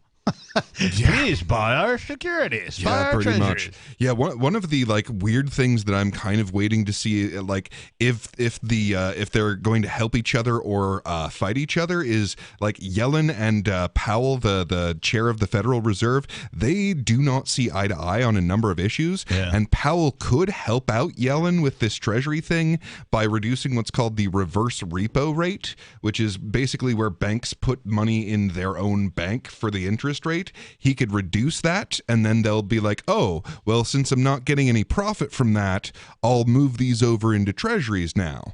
Or he could not reduce that, and we have some serious S-storm coming our way. I just had this bizarre vision of Toyota Jan doing a Toyota-thon, right, on television, the commercial for when Toyota has their big sale every year. This girl, Jan, comes on. I got a crush on her. Anyway, she comes on, and it's like, Toyota-thon, buy a new and you get some free securities when you buy your Toyota. Yeah, I mean, it's like that, only they're probably going to move to, we've changed the rules so that these things require this much to be in treasuries. Maybe Bud Light and the treasuries can get together and sell both, right? Buy this case of Bud Light for $7 and you get a free treasury in every case.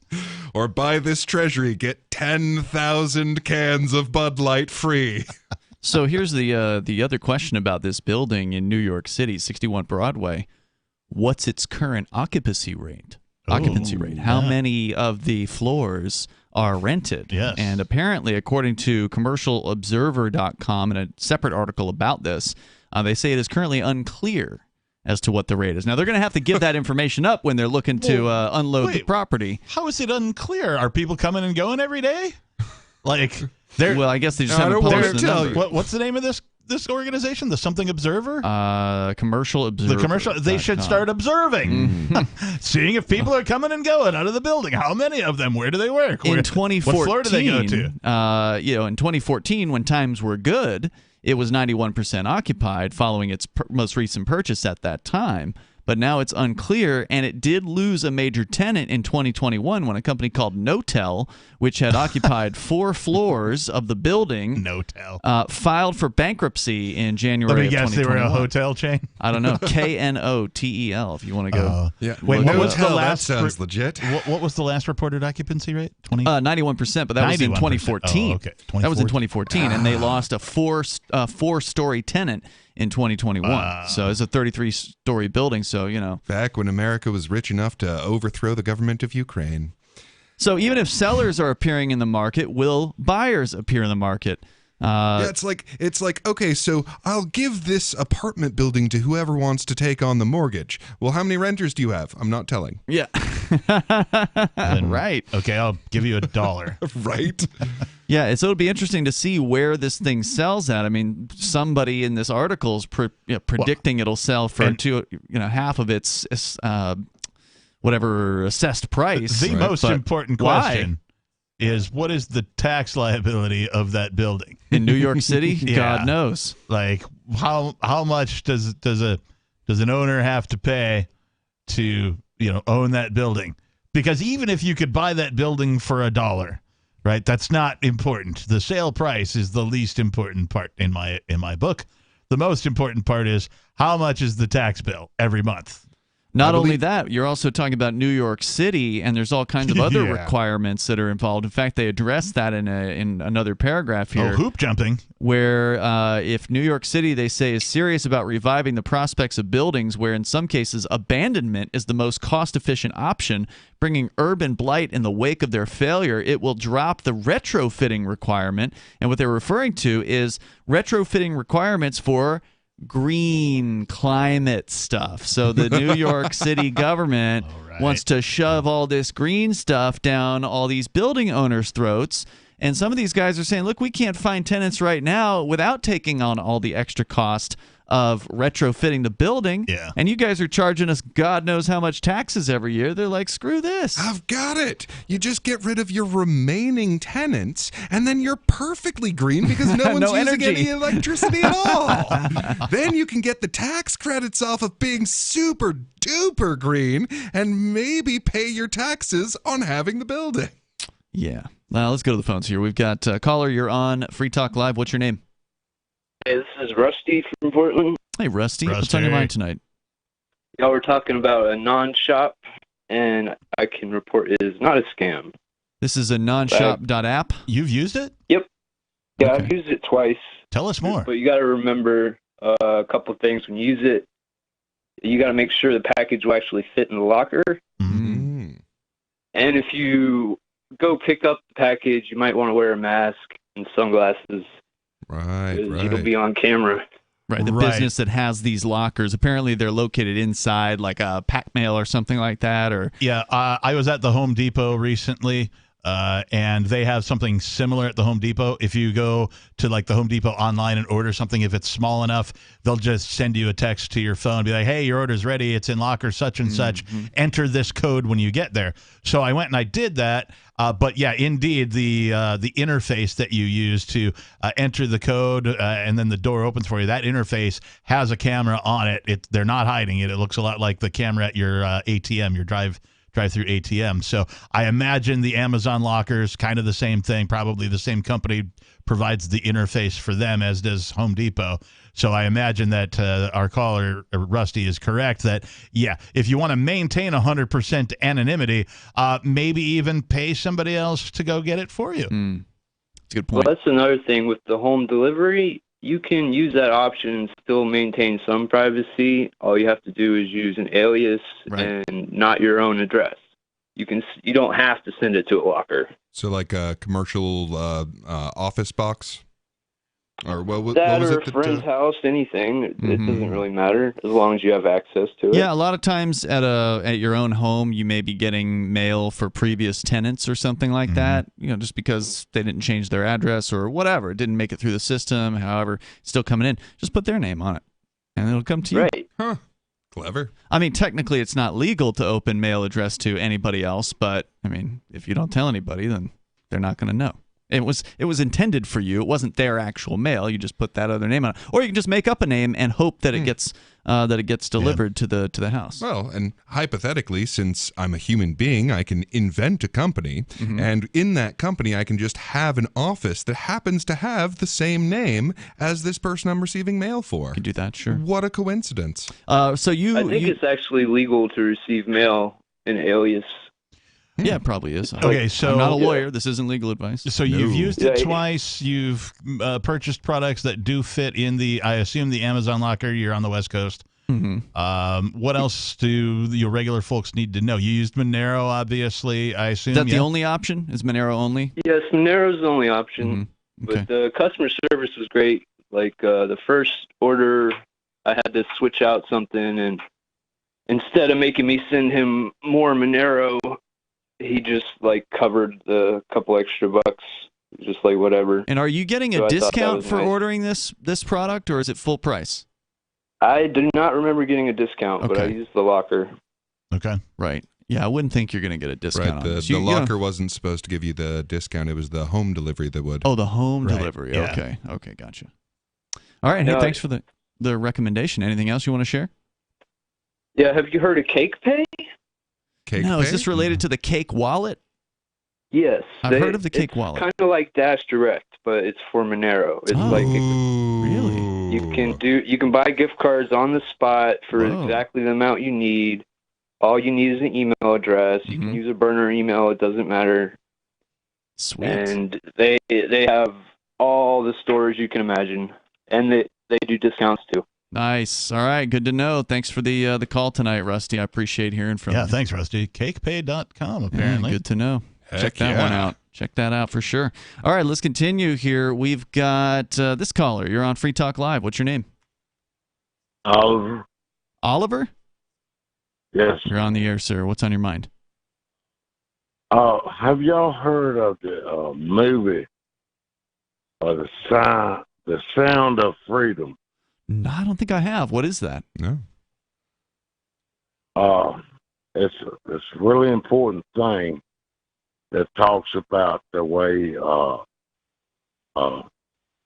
little children get put into this terrible way, like a sexual Sex trafficking. It's a film, apparently, right? It looks like it. According to the IMDb page, it appears to be based on a true story. Yes, sir. Okay. Former government agent turned vigilante who embarks on a dangerous mission to rescue hundreds of children from sex traffickers. There you go.